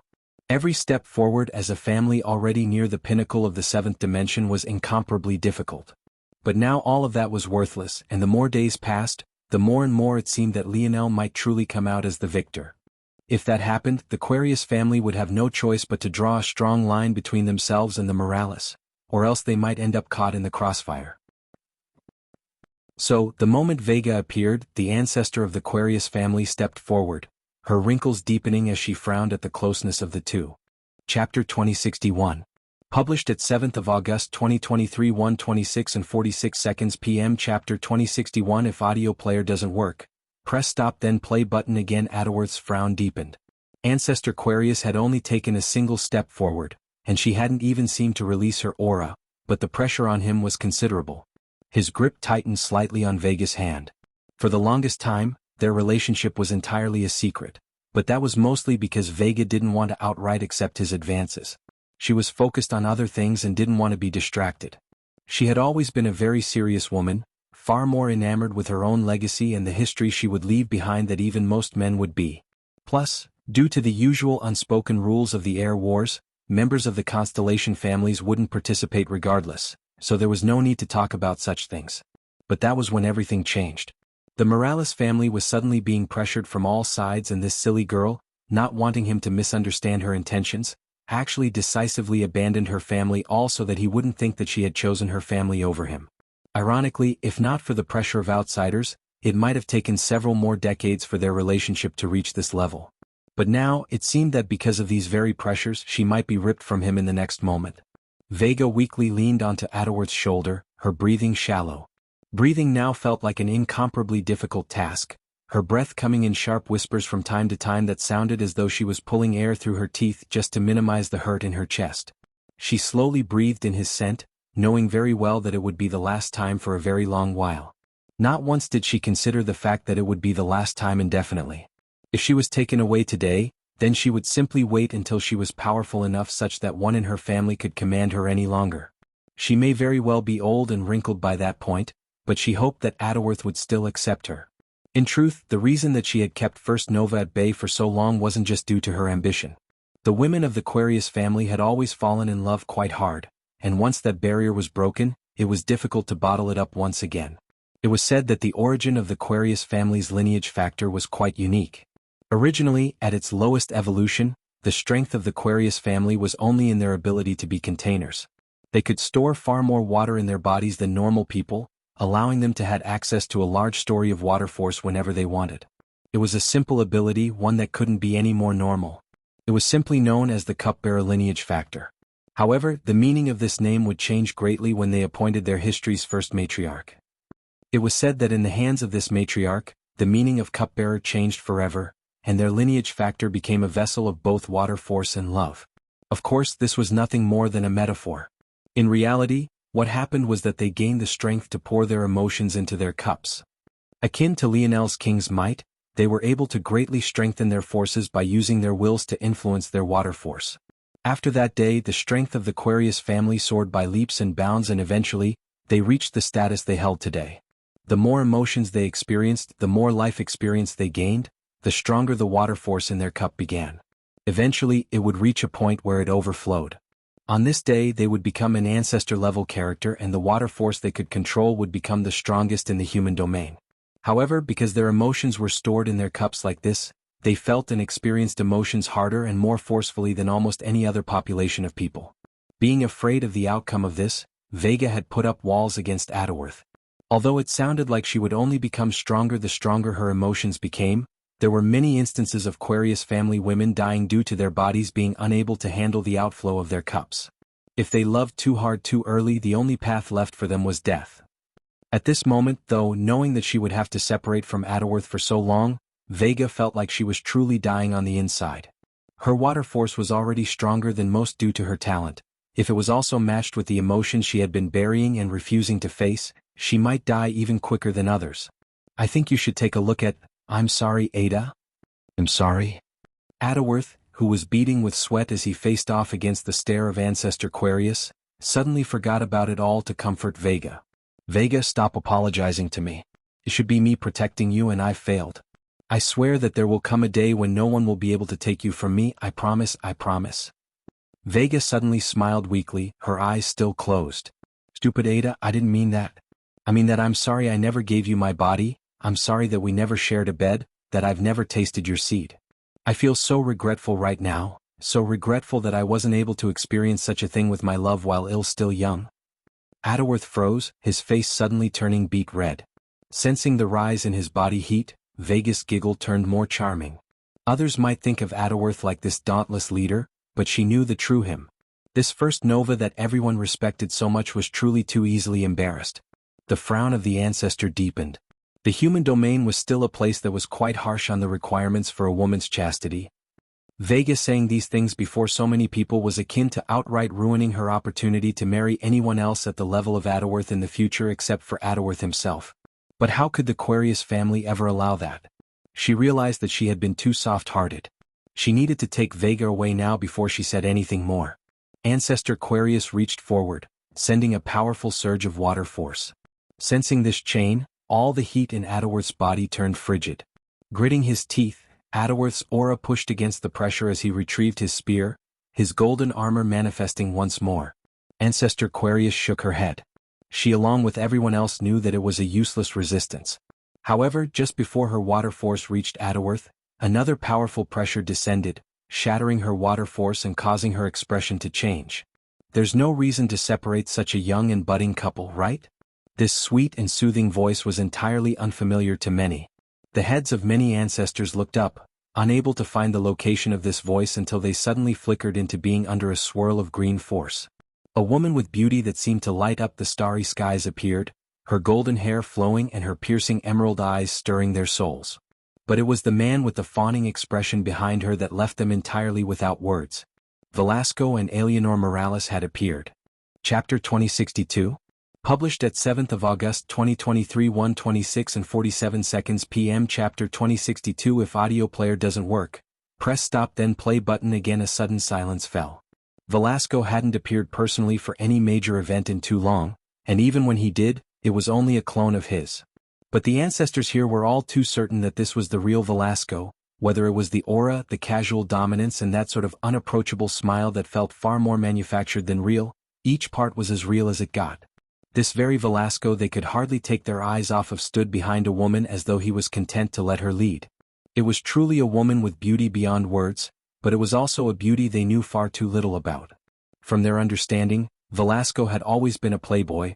The number of women that had been ruined by him were far too many to count. He simply wasn't the type of man who would fall head over heels the moment he saw a beauty, and while Eleanor was objectively a woman of great looks, it wasn't to the point where there were no others who could be said to be in the same league as her. The human domain had trillions upon trillions of people. Among them, there were hundreds of women with beauty that could take one's breath away. It was the reason the Queen Beauty rankings had been made in the first place. So the question was, why her? It was a question that had been in the back of their minds for the longest time, but no matter how they looked at it, the gap between Velasco and Eleanor was enormous. Was it truly just a matter of Velasco taking a fancy to the type of person she was? Maybe that would be an acceptable answer if there wasn't so much understanding of Velasco's personality amidst the masses. He was a man who cared for little other than himself. Even when his father died and he went on a rampage, many had painted such a foul image of Velasco in their mind that rumors that he had been more pissed off by someone close to him being so weak than the actual death of Lionel's grandfather. Of course, this matter was only exaggerated, but it went to show the kind of public perception many had of Velasco. He was a genius crafter who had created all sorts of blueprints that could change the very fate of the human domain, or at least the Morales family on the smallest scale, but he had never shared them. He was the greatest talent in the history of the Morales and could have led them to new heights, but he disdained being a leader of people so much that he refused to even participate in the air wars. His relationship with his own brother was strained precisely because he never gave their father his due respect. He shunned the way of the spear that Ishmael had painstakingly created. He didn't care to use the spear domain ring. He seemed to constantly be going out of his way to take a different path from everyone else, all so that he could prove that he didn't need anyone else to be number one. I think you should take a look at this. Was the level of arrogance this man had, an arrogance that wasn't swayed by beauty in the slightest. Even when Cynthia Oman waited for him silently in a wedding dress, prepared to spend the rest of her life with him, he hadn't said a word and simply never appeared. He had let the woman that was the apple in everyone's eye, the number one woman in the eyes of too many to count, sit in her own self-pity for decades without a single word.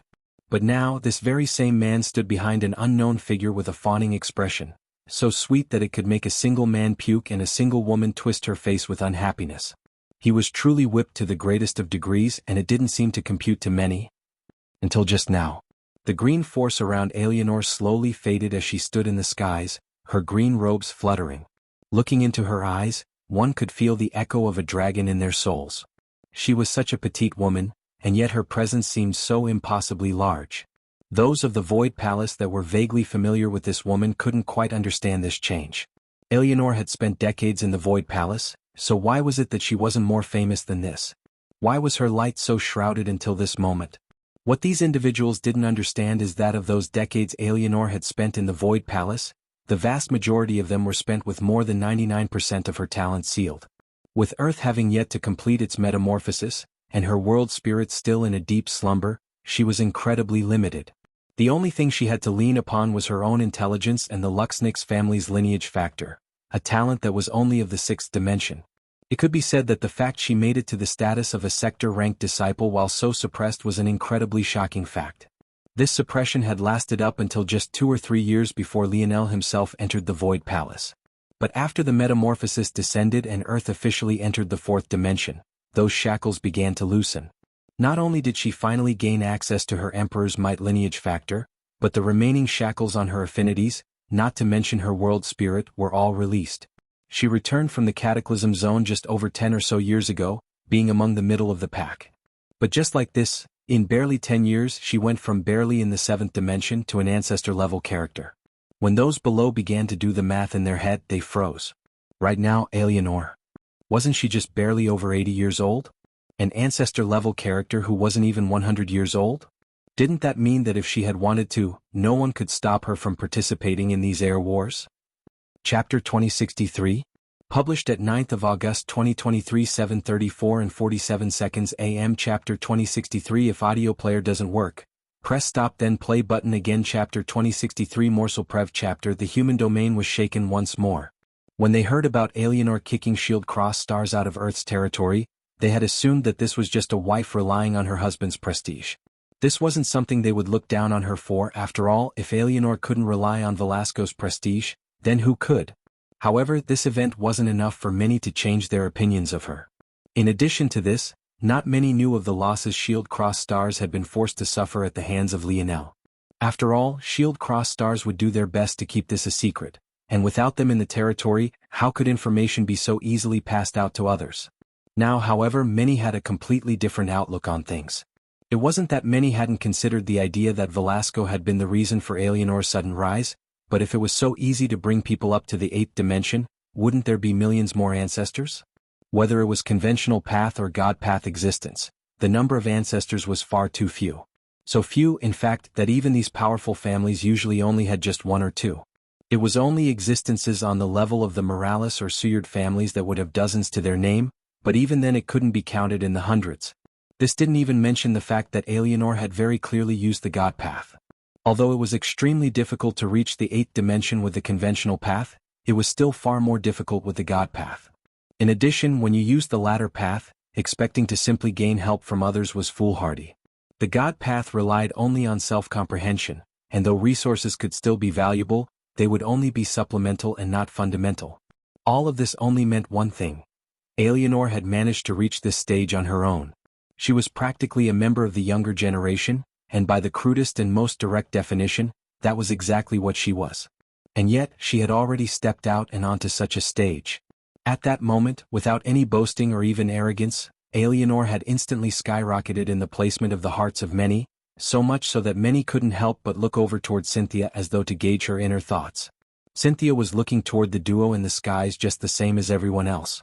She didn't turn away as though to pretend she was indifferent, nor did she seem too eager to look at them either. She expertly fit in, doing the same as others without even the slightest hint of deviation. Those that silently observed her couldn't help but praise in their hearts. There weren't many people who could do such a thing. It could be said that her mental fortitude was on a level all to its own. There was one person, though, who couldn't seem to react like everyone else, and that was Ancestor Aquarius herself. She took a step back, her face slightly paling. Eleanor hadn't actually attacked her directly, but the sudden vanishing of her force left her feeling extremely uncomfortable. It felt as though a phantom limb of sorts had suddenly been ripped from her, leaving behind a phantom pain. Quickly regaining her bearings, Ancestor Aquarius looked up with a hint of wariness in her eyes. This is a matter of the Aquarius family. Is the Morales family insistent on stepping into this matter? I think you should take a look at this old woman was actually quite smart. She took the best approach immediately. By tying Eleanor's actions with that of the Morales family and not allowing her to be an independent party, she would definitely have to rethink her will to take action once again. Adderworth, who had been ready to go all out just now, was taken off guard by the change. He didn't know who Eleanor was immediately, but he definitely knew Velasco, so he put two and two together. Seeing the situation turning bad, he grit his teeth. I am willing to separate from the Morales family entirely. Auntie, I really can't win this battle, but I can't ask you to take on such a risk easily. Is it possible to send the two of us away from here? I will handle the rest. Eleanor, who had been about to respond, looked down toward Adderworth with a sweet smile. There's no need to worry about this matter. I've been greatly unsatisfied with the matters of the human domain for a very long time already. So what if I piss some people off?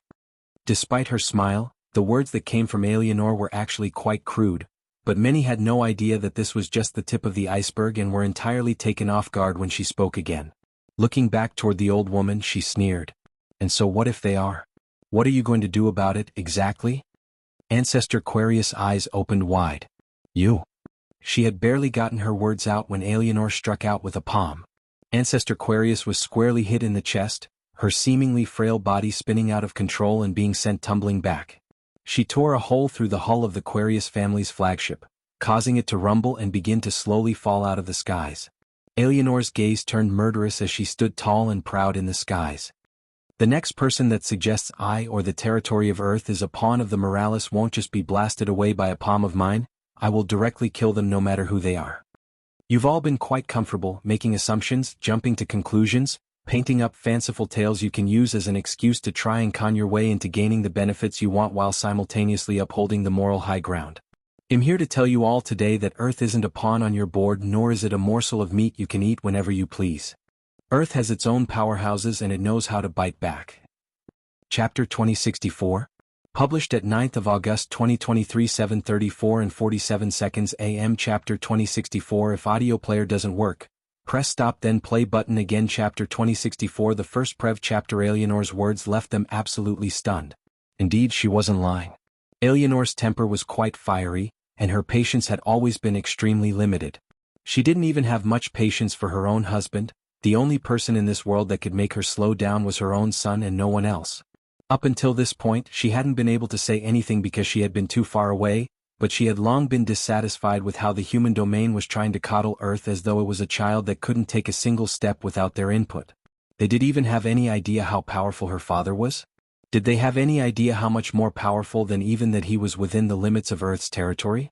More importantly, did they look down on her that much? Apparently she had been far too low-key.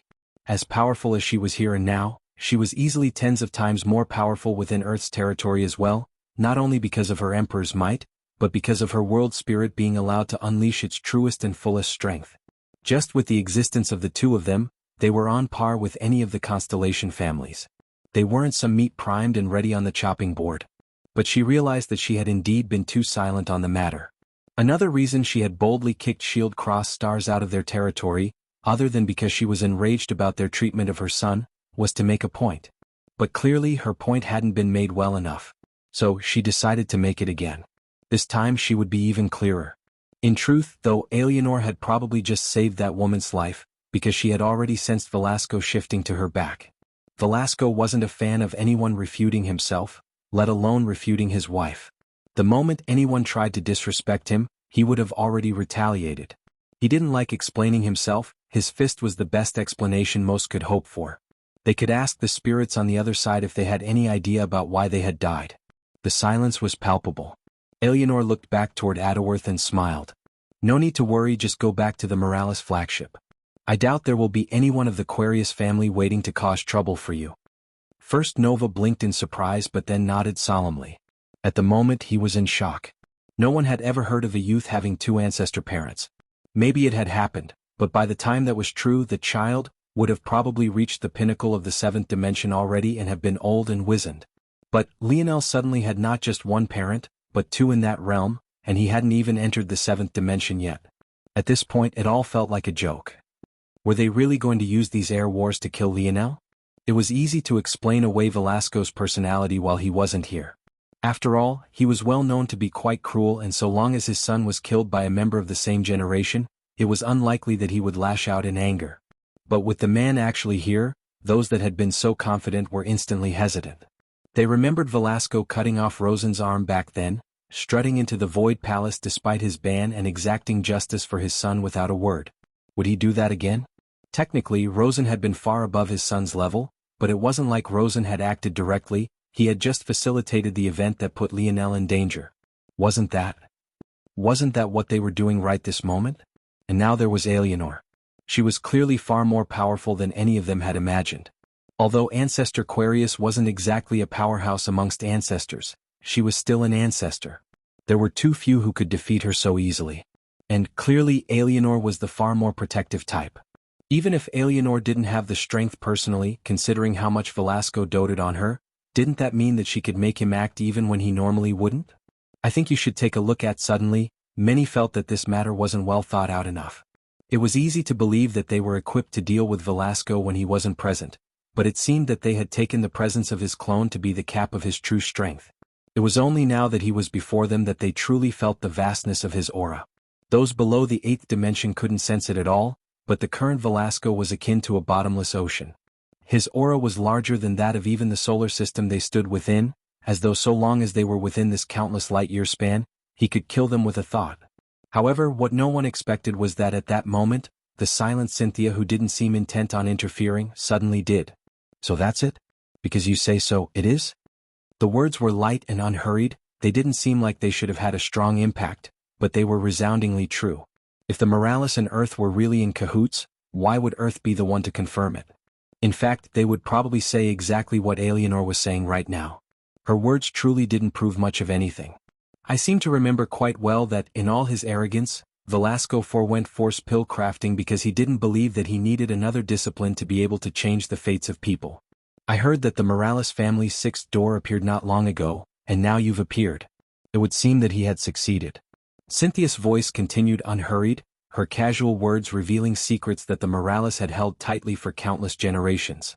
In one breath, she warned the Morales that she knew more than they thought, and on the other, she had shrouded Eleanor's shine and given all the credit to Velasco. One would expect Eleanor to refute, to deny, however. Her gaze only shifted over to Cynthia for the first time quite calmly. Her green force suddenly appeared once more as her aura began to rise, growing to the point that even breathing seemed impossible. You'll be the first.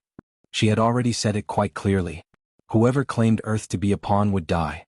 Eleanor suddenly vanished. When she appeared again, she already stood before Cynthia, her golden hair fluttering wildly. Bang! No one saw how she attacked. Cynthia was sent flying into the distance, disappearing amongst the stars. Chapter 2065. Published at 9th of August 2023 7:34 and 47 seconds AM. Chapter 2065. If audio player doesn't work, press stop then play button again. Chapter 2065 Emerald Prev. Chapter Eleanor walked forward with light steps. One would have never thought that she had stepped onto the Omen family's flagship. The Omen were among the most powerful families of the human domain. In terms of influence they might very well be number one, and yet none of that seemed to matter in the slightest. The green force around Eleanor suddenly solidified. A snaking dragon with jade horns opened its jaws and roared, the shuddering echo ripping the flagship to pieces as she continued to walk forward. A shocking realization seemed to have entered all of their hearts at once. Did she destroy the ship so that she didn't have to change the direction of her steps? This understanding caused their hearts to quake. It was the sort of indifferent and casual power that existed on a plane all to its own. Bang! A shriek came over from the distance. As far back as Cynthia was thrown, she seemed to have recovered just as quickly, returning with a countless number of rings hovering around her. Each exuded the power of a life-grade treasure, reflecting a silvery hue that sparkled like the stars in the distance. The rings rippled, a sharp echo of what felt like blade force and yet was simultaneously entirely different forming. The coldness on Cynthia's expression was all-pervading, the indifference vanishing in the place of a smoldering hatred. Without a word, Cynthia's palms struck forward. Space cracked and her rings rushed forward, each carrying the sharpness of an ancient, tempered blade. Eleanor's indifference, though, remained just the same. Her palms struck out a moment later, meeting in the surging force in a surprisingly silent clash. With her other hand, she pressed out her forefinger several times, forming dozens of gorgeous greenish rainbow bubbles in what felt like an instant. These bubbles floated slowly, but they somehow intercepted the quickly moving rings surging toward her without much effort at all. The rings were suddenly enveloped, the seemingly fragile bubbles hardly quivering in the face of their sharpness and might. They came to a halt, unable to move forward at all, but what happened next was even more shocking than that.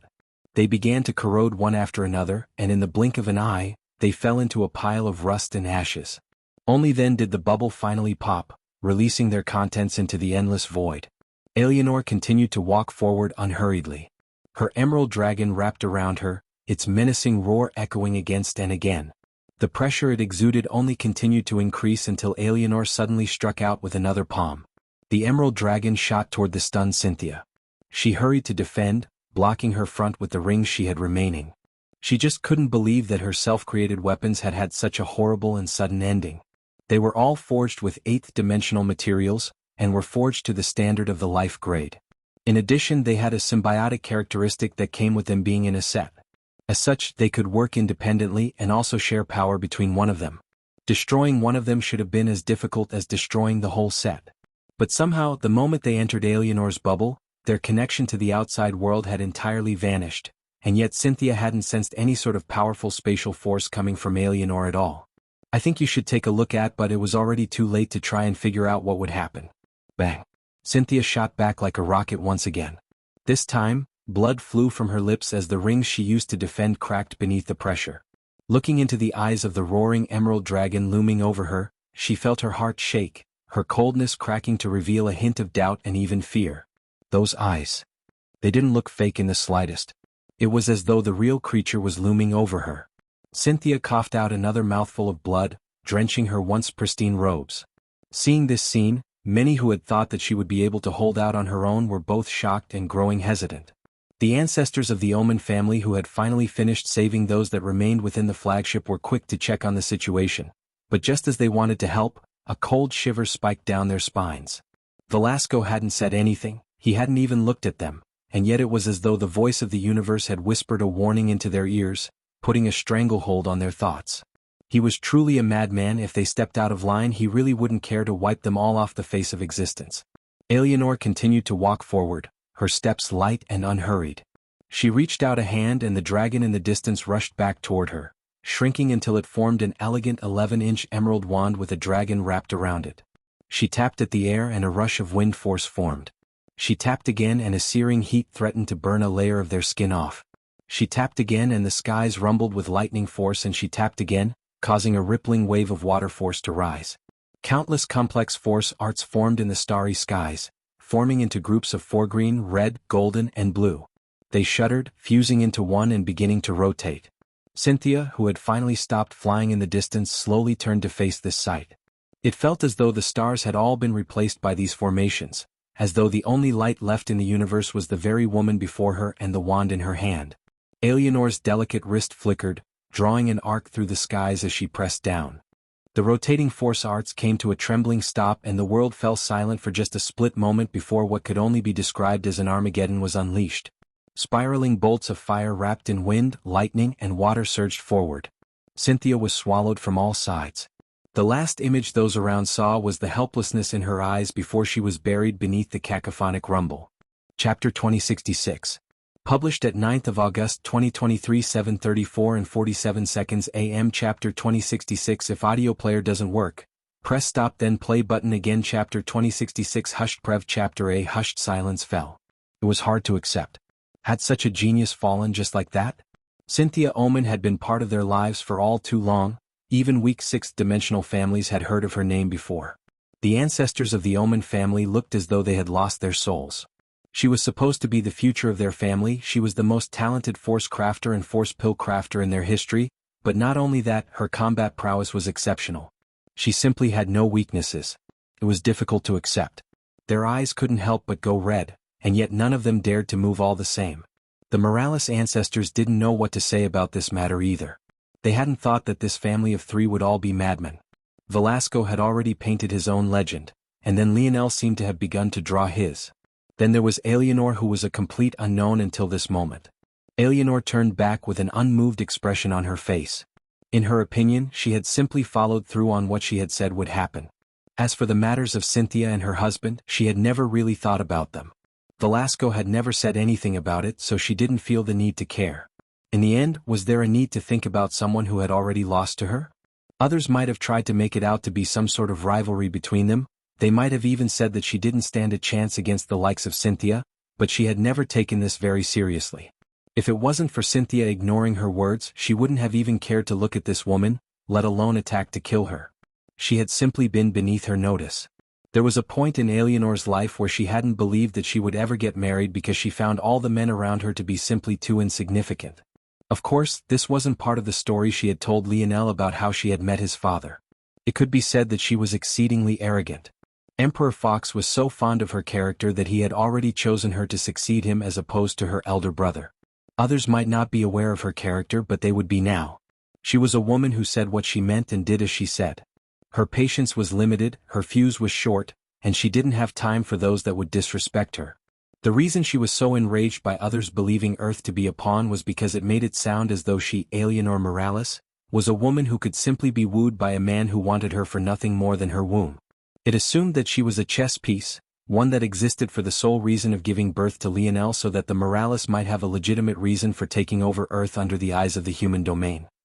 It wasn't the accusations themselves, but rather the underlying meaning that completely and totally infuriated her. Did she look like a woman who could be so easily controlled? Did her womb exist to be used for any purpose but her own? How dare they? The more Eleanor thought about it, the more enraged she seemed to become. All of you scram out of my sight. She looked toward the elders of the Oman family that remained. If you insist on staying, don't blame me for continuing my slaughter. The expressions of the Oman family elders all became ugly. Eleanor might have defeated Cynthia, but there was still an ample gap between Cynthia and the rest of them. Even if she had won that battle, she shouldn't speak with them so casually. Eleanor's gaze flashed with a dangerous light when it seemed that they were dissatisfied. The force around her seemed to go out of control and elements of all kinds seemed to warp and form around her. Volcanic fire form, raging water force, thunderous lightning, whipping wind force, rumbling earth force. I think you should take a look at an endless number of types of elemental forces took shape in the surrounding, each one as powerful as the last and not one losing out to the other. It was as though there wasn't a force she couldn't control, and to some extent that was very much true. In this world, there wasn't an elemental force in existence that Alienor could not use. Her affinity for each and everyone couldn't even be scaled properly. And when she was enraged, the world reacted. Emperor's Edict. A violent swirl of dream force surged out in all directions, forming a bubble that expanded for thousands of kilometers. I said scram. The Omen ancestors felt a shuddering force collapse around them, and under the eyes of all those present, they suddenly vanished. They were entirely unable to resist. Alienor felt slightly better now, as though she didn't just want to slap Cynthia's face into the afterlife, but to also disrespect her family after she was already gone as well. Only now did her indifference fade into another smile. Suddenly, a shadow appeared before her, but it was only Velasco. He brought out a handkerchief and began to pat away non-existent sweat from Alienor's brow. Alienor couldn't help but roll her eyes. What was this man always doing? Even so, the smile in her eyes was quite clear. Don't overexert yourself for such people. Can't you just let me handle such things? Alienor pursed her lips. You never do things right. If it was up to you, my son would still be a fugitive. Velasco grinned. Let that brat suffer a bit. What did you say about my son? Nothing, nothing, it must have been the wind, dear. Do you want a shoulder massage? You look a little tense. Velasco shifted to Alienor's back and began to diligently massage her. He truly looked like a dutiful worker bee. Alienor's gaze shifted and landed on Cross Elder Avon. Speaking of her son being a fugitive, she suddenly remembered who was responsible for that. Chapter 2067. Published at 9th of August 2023, 7:34 and 48 seconds AM. Chapter 2067. If audio player doesn't work, press stop then play button again. Chapter 2067. Heavy Prev. Chapter Cross Elder Avon's mustache bristled under his hot breath. This situation wasn't one he liked in the slightest. He had already been suppressed by Lionel's words earlier, but watching his mother and father now, he felt like dealing with this kid was getting further and further away from him. Seeing that his mother suddenly looked toward him, his brows couldn't help but furrow. He didn't take this woman's strength seriously. He stood atop the human domain in terms of strength, a status he shared with very, very few others. Although she had sent those elders of the Omen family away, that matter wasn't as simple as it seemed. For one, it was a technique they hadn't been experienced with or ready to deal with. Plus, there was the factor of Velasco's gaze. They hadn't even dared to fight back. But he wasn't so easy to deal with, nor did he feel like he had to give Velasco so much face. The Omen family wasn't very well known for their combat strength, but all Shield Cross stars did was fight. He had walked through countless bloody battles and corpses to make it to his current stage of life. He wasn't the kind of existence that others could casually hope to deal with a few glances and a beautiful face. So, he stared back, his temper threatening to spiral out of control more and more with every passing moment. He didn't look like he had a single care in the world left. Even if the subordinates he had brought with him died, he simply couldn't be bothered to care. But to his surprise, after giving him what looked to be a gaze of warning, Alienor looked away without another word. She fluttered in the starry skies, seemingly about to land on the Morales flagship. Hey, how could my wife sit on such a dingy vessel? Velasco snorted. The lips of the Morales ancestors twitched. Dingy? This flagship was on the same level as Shield Cross Star's best flagships. In fact, it was actually a level better. They were a force-crafting family after all. There was no one in the human domain that could match up to their flagships. This sort of vessel could wipe out a solar system with a single casual fart. What part of it was dingy? Velasco waved a hand and an enormous boat appeared. It was sleek and silver, and truly built like a vessel more deserving of the ocean's waves than the starry skies. But even so, it was gorgeous and pleasing to the eyes. However, when it touched down, the hearts of the Morales ancestors shuddered. That was because they felt the surrounding space ripple as though it was truly touching the surface of the water.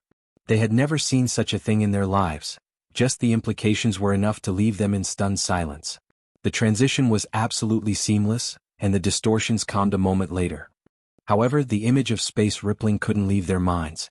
It was clear that this vessel was surfing on air. It was surfing on the bounds of reality itself. But it didn't make any sense. Ripping through space should have been a forceful thing. Even if you had a spatial force affinity, a high one at that, it would take a large amount of it to cross through space. And to just soak in it like this, It would take a continuous output of a steady stream of energy. But they couldn't feel any of that. It was like this boat was simply in tune with the fabric of reality, being able to touch upon it whenever it wanted and gathering power from it. This was no different than the strength of a god, but Velasco had casually taken such a thing out for no other reason than to please his wife. I think you should take a look. Many had only heard legends of Velasco. They felt that the importance of elders who had lived far longer than him placed on him was far too much. They thought that some legends were exaggerated, that the real thing couldn't possibly match up to the fanciful stories. But for those who understood even a little bit about force crafting, they came to realize that maybe these stories weren't exaggerated enough. Just this boat alone was enough for Velasco to claim to be unmatched in force crafting. There was simply no one that was his equal. Velasco and Eleanor took a calm seat in the silver boat, looking forward toward the glass cube below. However, after a few seconds, Velasco leaned his back and closed his eyes. His glasses darkened and shaded his eyes from lights before the sound of a gentle snore began to echo through the now silent starry skies. Eleanor shook her head, but she didn't disturb her husband. Compared to Velasco, though, the gaze she looked toward the glass cube with was full of fervor and love. It was clear to everyone without guessing who she was observing. Who else could deserve such a gaze from a mother if not her own child? The atmosphere seemed to calm down, but the last moments of Cynthia, the disrespect of the Omen family, and the destruction of the Aquarius family's flagship seemed to continuously replay in their minds. While everything seemed to have come to an end, the brewing undercurrents only seemed to be getting more and more volatile. The surface was calm, but anyone diving deep would find themselves pinned down, unable to resurface. The implications of the appearance of Eleanor and Velasco were extraordinarily heavy. Lionel looked up into the skies, not quite knowing what was happening, but feeling an odd feeling in his heart. The battle of eighth-dimensional existences would definitely ripple down here, although it would be greatly muted. Most wouldn't be able to sense it, but he definitely had. After a moment he smiled, then his smile turned into a grin. He looked back down, swiftly claiming the city. Then he triggered the final air grade upgrade challenge. It was about time he claimed this final C4. Chapter 2068. Published at 9th of August 2023 7:34 and 48 seconds AM. Chapter 2068. If audio player doesn't work, press stop then play button again. Chapter 2068. Best option? Previous chapter. This air grade upgrade was probably the easiest of them all. The defenses of this city were far more useful than even the Water Lotus territory. The whirlpools forward the waves of oceanic beasts to split before they could reach the city, and funneled them into concentrated lines that the stingrays were more than equipped to handle. At the same time, the stormy skies above made it so that the attacks of the Skies family were even more devastating, amplifying them to a new degree. First Nova could only shake his head as he watched this. He had been so cautiously preparing for his first air grade upgrade despite the fact he had tens of times the number of people in comparison to Lionel under his command. And yet, Lionel, with just barely over 1 million subordinates, much of which were untamed beasts, was actually crushing such a challenge right before his eyes. He realized, though, that even if another person had this exact same setup, it would have been impossible for them to accomplish what Lionel had. Even setting aside the life-grade armors all of those stingrays were wearing, just the seamless commanding of them was on another level entirely. It was clear that Lionel wasn't just an excellent force crafter, but he was a commander the likes of which First Nova had simply never seen before. Soon the battle came to an end and Lionel gave everyone a rest. This might very well be the last opportunity they received to have such a thing. But as this was happening in the various circles of the Nightside supercontinent, there was an uproar. The first reason for this was because First Nova had suddenly disappeared, not just him but the whole of his subordinates as well. There were only two explanations for this, either it was a ploy on his part or the more likely explanation. He had lost to someone and he was forced to use his badge to vanish, resulting in all of his subordinates being teleported out as well. This was an almost unacceptable reality for many. It had happened too quickly and far too silently. Was it an assassin? Did they have to be cautious against such a person? What was happening exactly? But this shock was only compounded by the matter that happened not long afterward. With the claiming of the fourth and final sea, Lionel had suddenly become the owner of the entire ocean. But this was only a small matter, mostly because no one was even aware that this had happened, at least not any still in the air wars. What was more important was that the last of the territories within the ocean had been unceremoniously booted out. Lionel had crushed the dreams of anyone who had planned to expand into the ocean. All of the work they had put in, and all the effort they had diverted from their main territories, was all laid to waste. For Orinik, because there was still a sea that remained unclaimed, his territory was pushed out to an unclaimed sea. But now that Lionel owned all 4 seas, the territories that remained and the ones that had been previously pushed away were destroyed entirely, leaving them in waste. With these 2 pieces of news descending one after another, it was hard to know exactly how to react. None of them could seem to understand what had happened, and the wariness they had toward their neighbors grew. How could they conclude that a single person had already claimed all 4 seas for themselves? Instead, they believed that 4 different territories had succeeded in forming air-grade territories before them. I think you should take a look at this. Conclusion was asinine to many of them, but they believed that the simplest answer was already the truest answer. The idea that one person could accomplish all of this on their own was most definitely not the simplest answer. The hoops one would have to jump through to accept such a thing were far too numerous. Ironically, because of this conclusion, despite a juicy piece of meat like Adderworth's territories being on the chopping block right before them all, no one dared to move rashly, and there happened to be a person who knew that exactly this would happen. Lionel's grasp of human nature was quite excellent, and thanks to the Umbra family members, his comprehension of the goings-on of the Nightside supercontinent were deeper than most would know.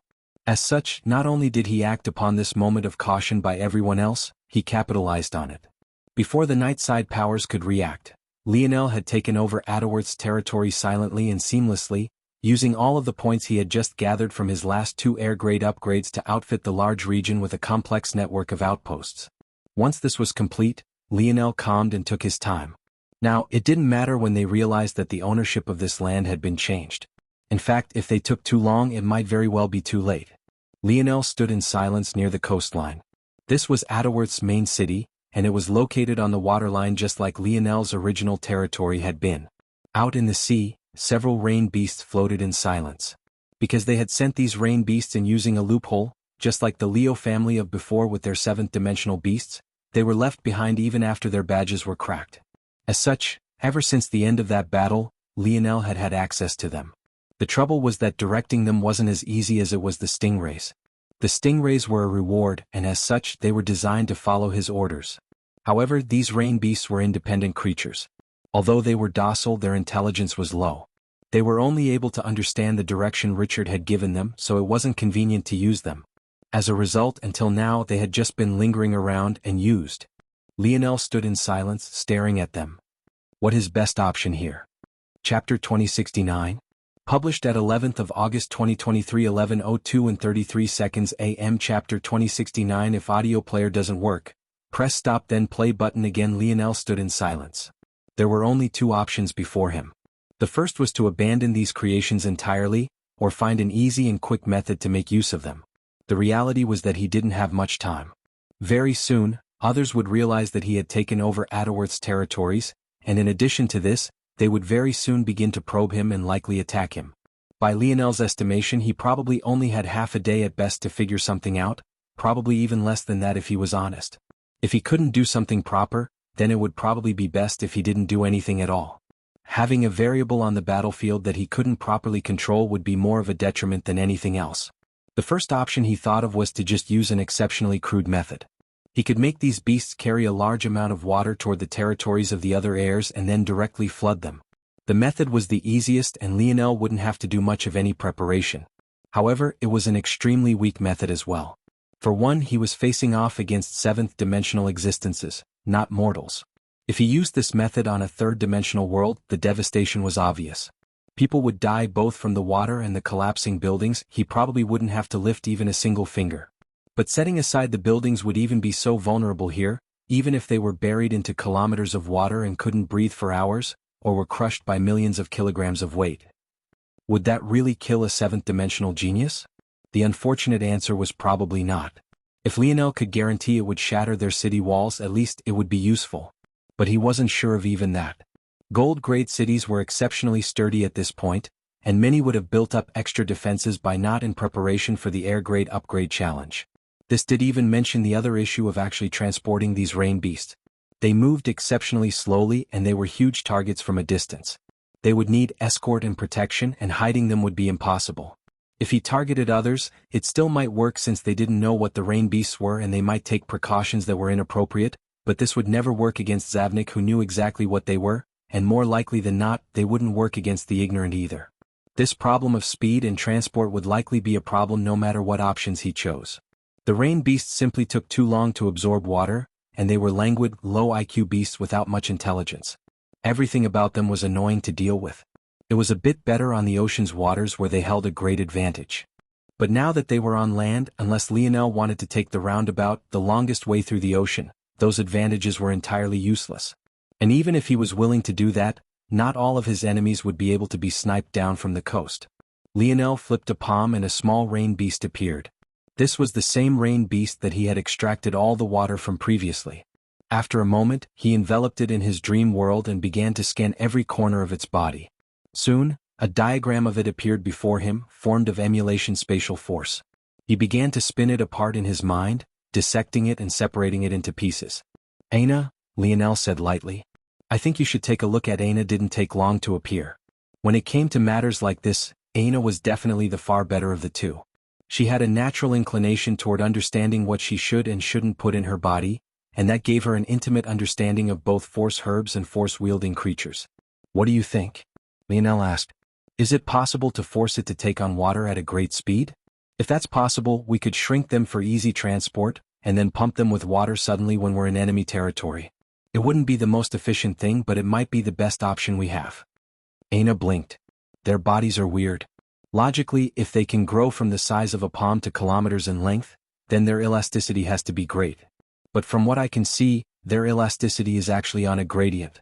The more water they absorb, the more of those special proteins that they produce, increasing the elasticity of their bodies and allowing them to expand in size. It's probably less accurate to say that they have an ability to absorb water, and more accurate to say that water is the only thing they can absorb that's able to both trigger their protein synthesis and is likewise benign enough that it doesn't poison them in the process. So you mean to say that it could theoretically absorb anything?" Aina nodded. "That would be its lineage factor, its ability to expand. It's not much unlike Noah's ability index, but the difference is that Noah can control his own synthesis, and he also has the ability to change the structure of his body to make it sturdier and more powerful. These aren't things that this rain beast is capable of doing. It could be said that they have a greatly simplified version of Noah's ability index.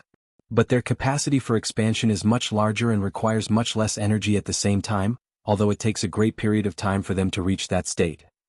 Lionel fell into his thoughts. This was very fascinating. "And what about this rain beast right now? I only just extracted all the water from its body maybe a day or so ago. How long does it take for the extra elasticity it's gained to disappear?" Aina's eyes lit up with understanding as though she had just pieced something together. "So that's why."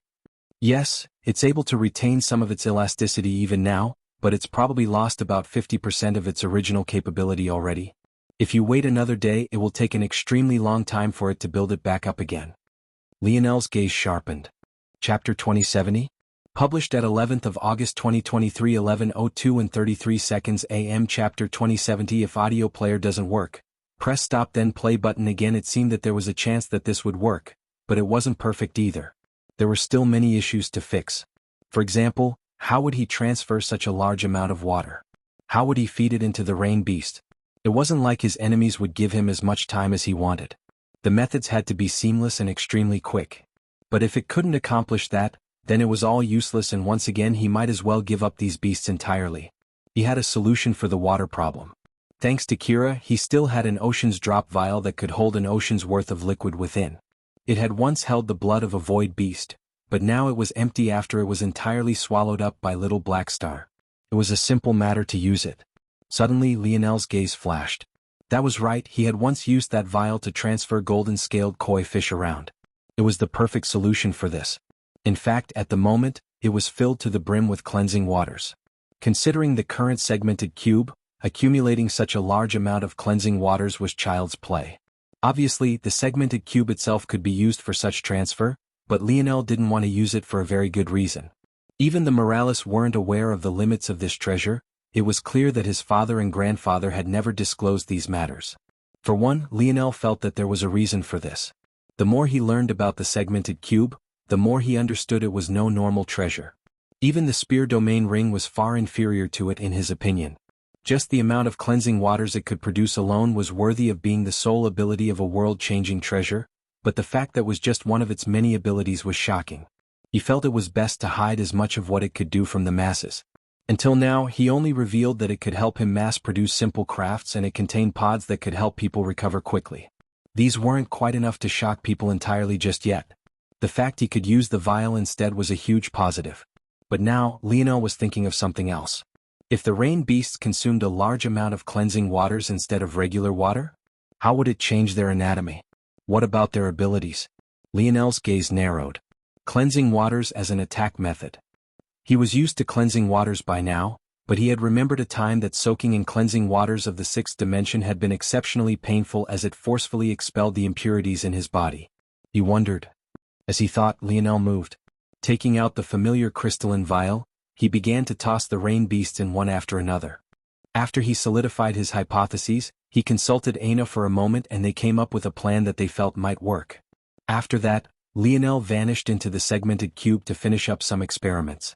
He stepped out again just an hour later, prepared to move forward. I think you should take a look at there were no preparations left to make. He was once again at a point where his taking time for accumulation would instead make him fall behind instead. It was time to press forward and take the final leap of fate he would have to. But compared to the last time he made this choice, he had a confident smirk hanging from his lips. It didn't seem nearly as difficult this time around.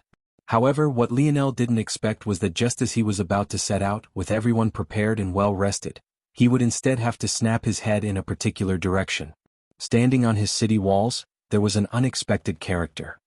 He had very clearly used a treasure to appear so suddenly and soundlessly, so much so that his eyes flickered with surprise when he realized that Lionel had already noticed his arrival. It was clear that this person had expected to wait at least several seconds, but he had actually been discovered immediately. In fact, if he was correct, Lionel's head was already moving before he had even fully manifested. This person couldn't help but narrow his eyes. He looked around silently for a moment. He actually felt slightly uncomfortable taking his eyes off of Lionel at this moment, but he moved as though this discomfort wasn't in his heart at all. With a calm gaze, he scanned over the city, but the more he looked, the more it couldn't help but narrow. Nothing he was seeing seemed to make much sense. Lionel had only about 20,000 subordinates? Were the rest elsewhere? Or was it that he had been caught with his pants down? It couldn't be that this was really all he had, right? But then again, now that he thought about it, this was already the final territory of Adderworth's that he had come to check, and this was the only one with anyone in it. Something was off about this. Finally, after several seconds, this man finally looked back toward Lionel with calm eyes, only to find that the latter had an amused light hidden within. He didn't seem to take his appearance very seriously at all. It was a confident glance, almost as though he could see through him with absolute ease. Lionel stood very calmly despite who this individual was. He hadn't expected for the meeting to be so sudden and unexpected, but it also wasn't enough to shock him to the point of being unable to react.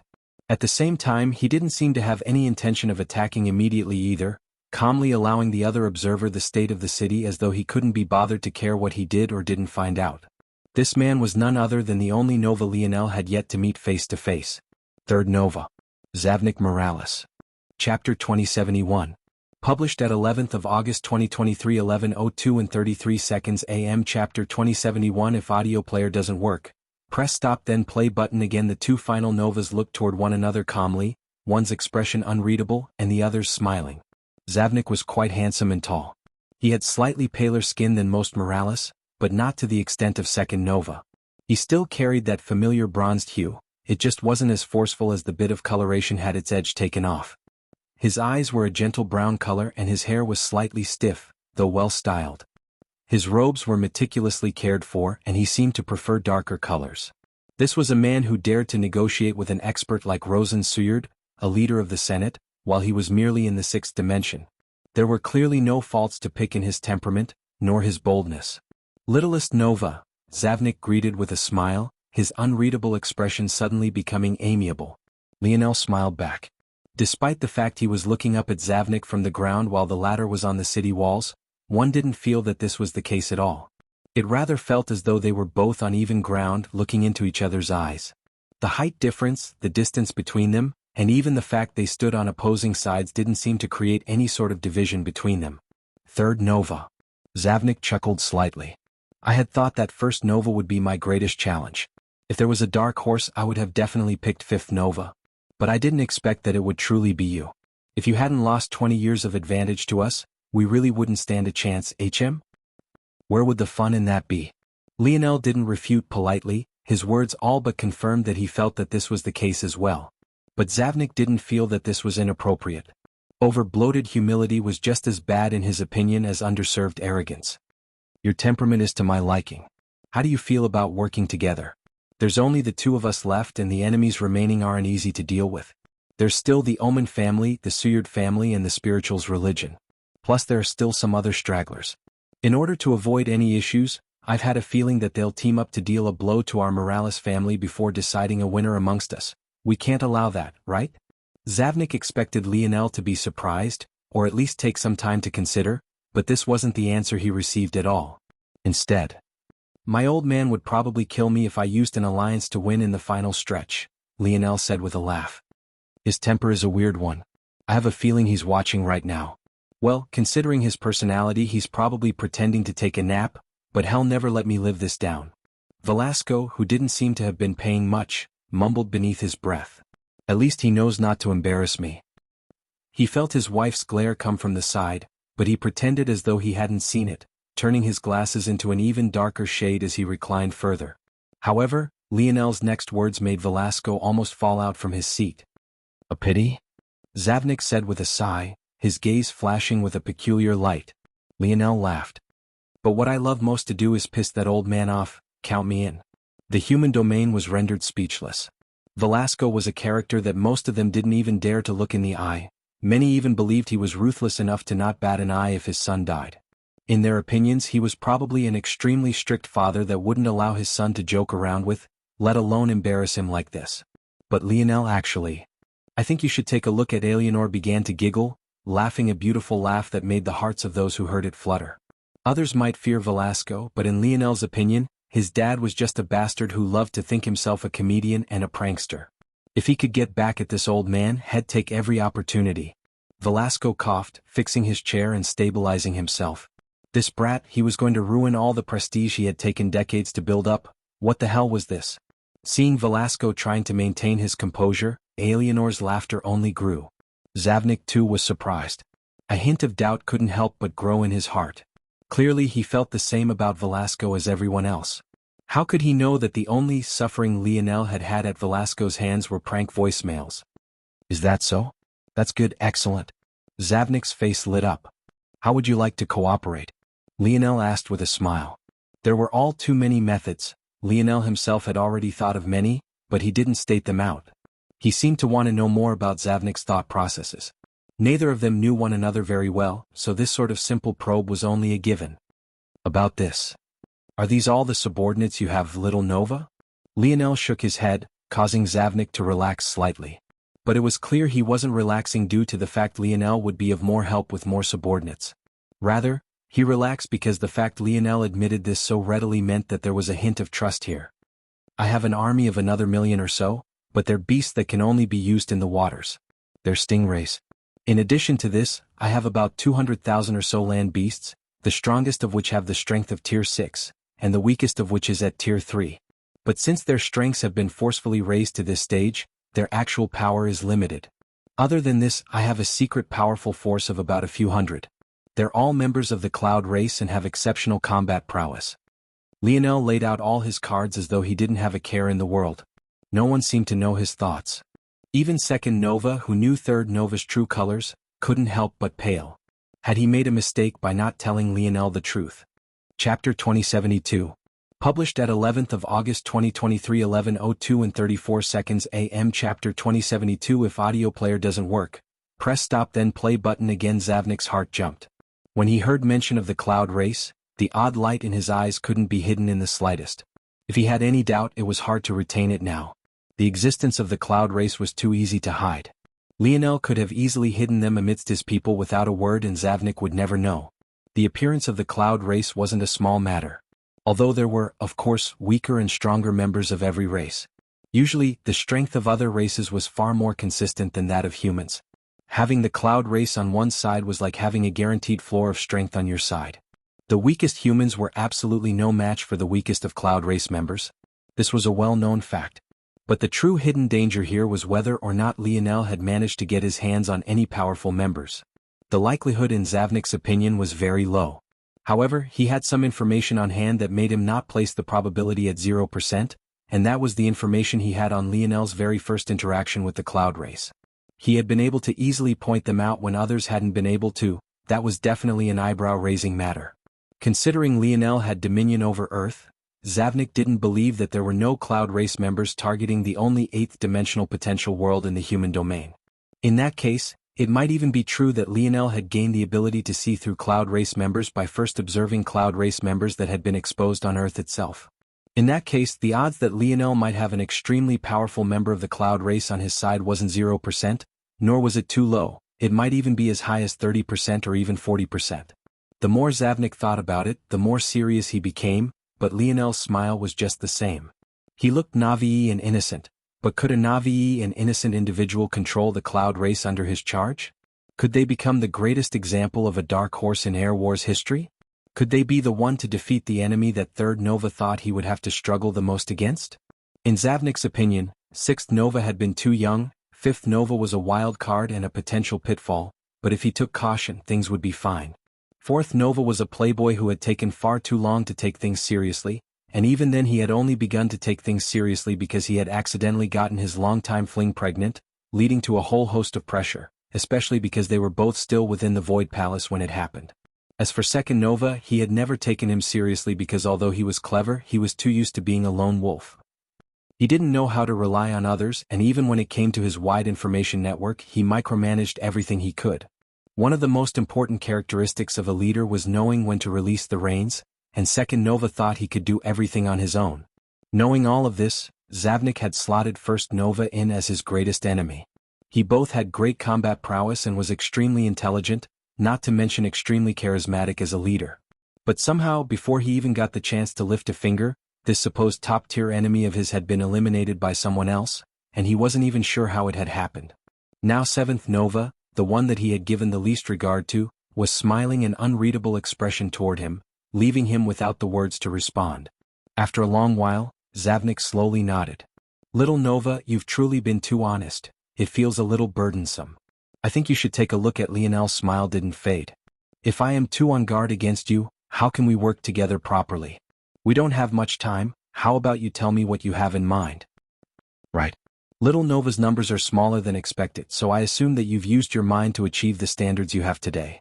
I wouldn't be surprised if you have many ideas far better than my own. I'll tell you my plans and you tell me how you feel about them. How about it? No problem, Lionel nodded. Zavnik smiled.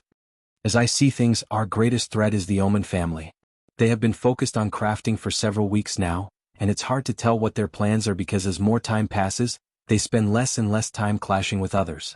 At the same time, the biggest wild card is likely to be the spiritual faith. Even with all of this being the case, I don't believe that attacking either one of them directly is a smart idea.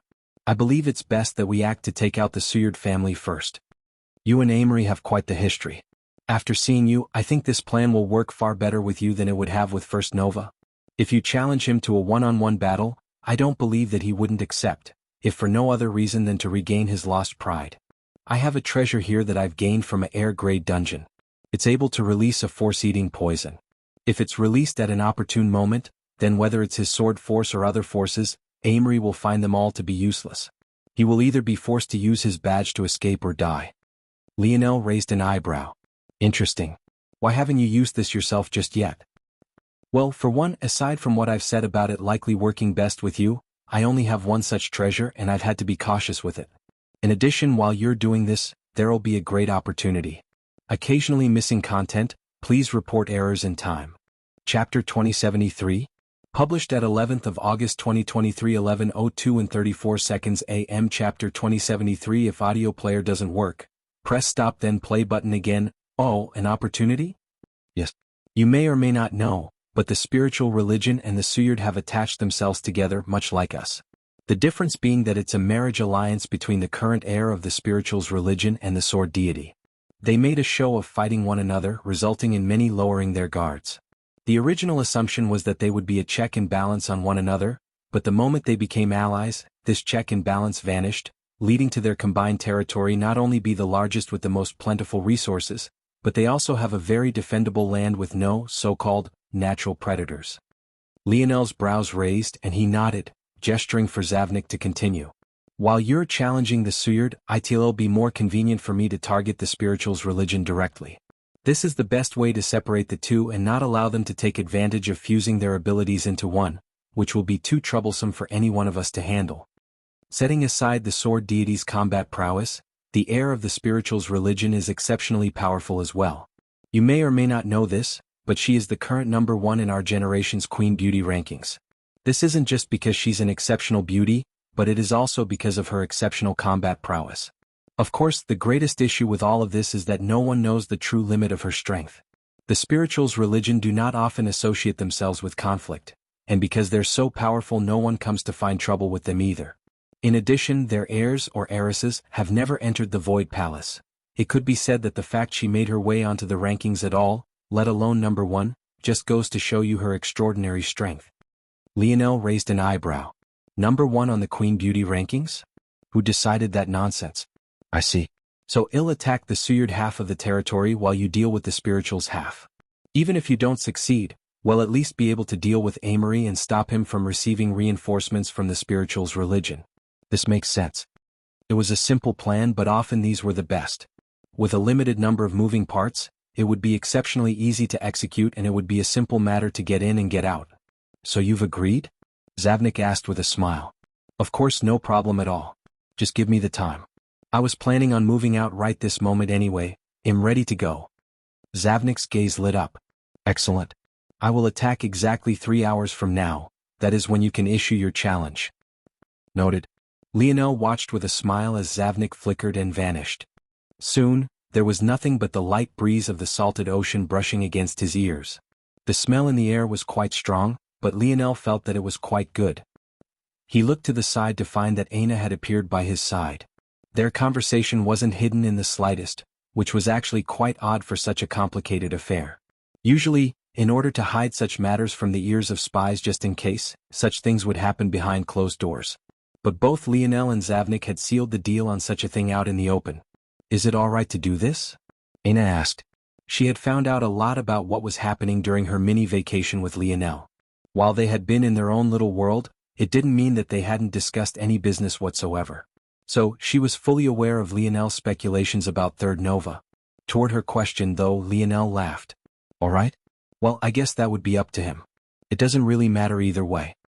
I think you should take a look at Aina's gaze flickered, and then she pinched Lionel's waist, an action to which he pretended to be quite hurt by, yelping and running away without the hint of the seriousness a leader should have. Aina could only roll her eyes. Clearly this man didn't want to explain things. Zavnik appeared in his territory once again, a pensive expression on his face. With a step, he entered his city's core, his contemplation growing deeper and deeper as he slowly sat on his throne. As though on cue, a man strode in with heavy steps. This man was clad in deep green armor, so deep in fact, that it almost appeared to be black beneath dimmer lights. His hair was an ocean of black, as were his eyes. He looked quite average, but there was something about his demeanor and the depths of his eyes that felt off. Isumson, Zavnik suddenly said without looking up from his thoughts. Yes. The green-armored man replied with a booming voice. Kill these people. Zavnik waved a hand and a list unfurled. Upon it, there was a large list of individuals, thousands of them, in fact. Zavnik seemed to have manifested them from the air. Do it appropriately. Form up a troop consisting of them, march them off toward the ocean under the pretext of dungeon hunting, and make sure none of them ever resurface. Isumson's gaze flickered. He didn't quite understand why Zavnik was asking for this. That was because if these people could be called to form a troop and then march off on Zavnik's orders, weren't their identities obvious? Zavnik was actually executing his own subordinates without the slightest hesitation. Seemingly sensing that Isumson hadn't moved to act on his words immediately, Zavnik looked up. His expression was unreadable, but Isumson couldn't help but shudder, his shoulders visibly trembling. Right away, Lord. Zavnik didn't say a word as Isumson vanished, his fingers tapping on the armrest of his throne. Suddenly, his shadow seemed to shift beneath his feet, but he didn't seem to react to it even as it took the shape of a willowy woman. How ruthless, she said with a giggle. It has to be done. There may very well be Cloud Race members right under our noses, Zavnik replied indifferently. Chapter 2074?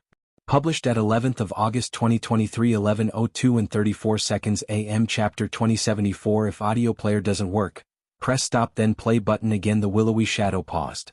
It was clear that this was the very last thing that she had expected to hear. What would the cloud race be doing here? And worst yet, why would they be interfering in their plans? She suddenly thought of the worst possibility and she couldn't help but tremble a bit. I don't think that the situation is that bad, Zavnik said. These cloud race members come from the Prince of Earth. The shadow jumped again, before she seemed to piece together the same things that Zavnik had slowly come to understand while he listened to Lionel's words. But what baffled the shadow was why Zavnik would know this. It couldn't be. He just directly told me. That littlest cousin of mine is not simple. He knows well that him informing me that he has cloud race members under his charge doesn't lessen my worries. In fact, it increases them. Look at him, he didn't even have to lift a finger and yet I've directly executed 10,000 of my men for him. He has such a charming smile and glistening eyes, and yet his heart is no less cruel than anyone I've ever met. The shadow paused for a moment before giggling. Keep talking like that and he'll start getting jealous. Don't tell me you'll fall for your own cousin when you have me? Zavnik seemed to be very used to this shadow and her antics, but at the same time he wasn't in the mood to play around. His thoughts were running a million miles a minute. Even as he spoke, he was trying to figure out what to do from here. Sensing this as well, the shadow's voice changed and she became more serious. Tell me exactly what happened. Zavnik almost carelessly explained things in the most direct way possible. His contact with Lionel was brief to begin with, so there wasn't much to explain. I see. Indeed, this littlest Nova isn't a simple character. Not only did he tell you so much, he didn't even ask you to reciprocate. It's as though he couldn't be bothered to care. Or he knows everything he needs to know already, Zavnik said lightly. The shadow fell silent. Indeed, if cloud race members had already infiltrated, what could there be that Lionel didn't know? In fact, it would be an exaggeration to say that Lionel might know even more than Zavnik himself did. How could a leader know every little thing his subordinates did? There might very well be some who were dissatisfied with his orders, some holding grudges from the death of their loved ones, and these would all be things that Lionel would have access to that others wouldn't dare to tell him for the sake of retribution. Just by being honest, Lionel had actually painted Zavnik into a corner he didn't know how to advance from and couldn't retreat from. Is there a chance he's lying just to mess with you? Unlikely.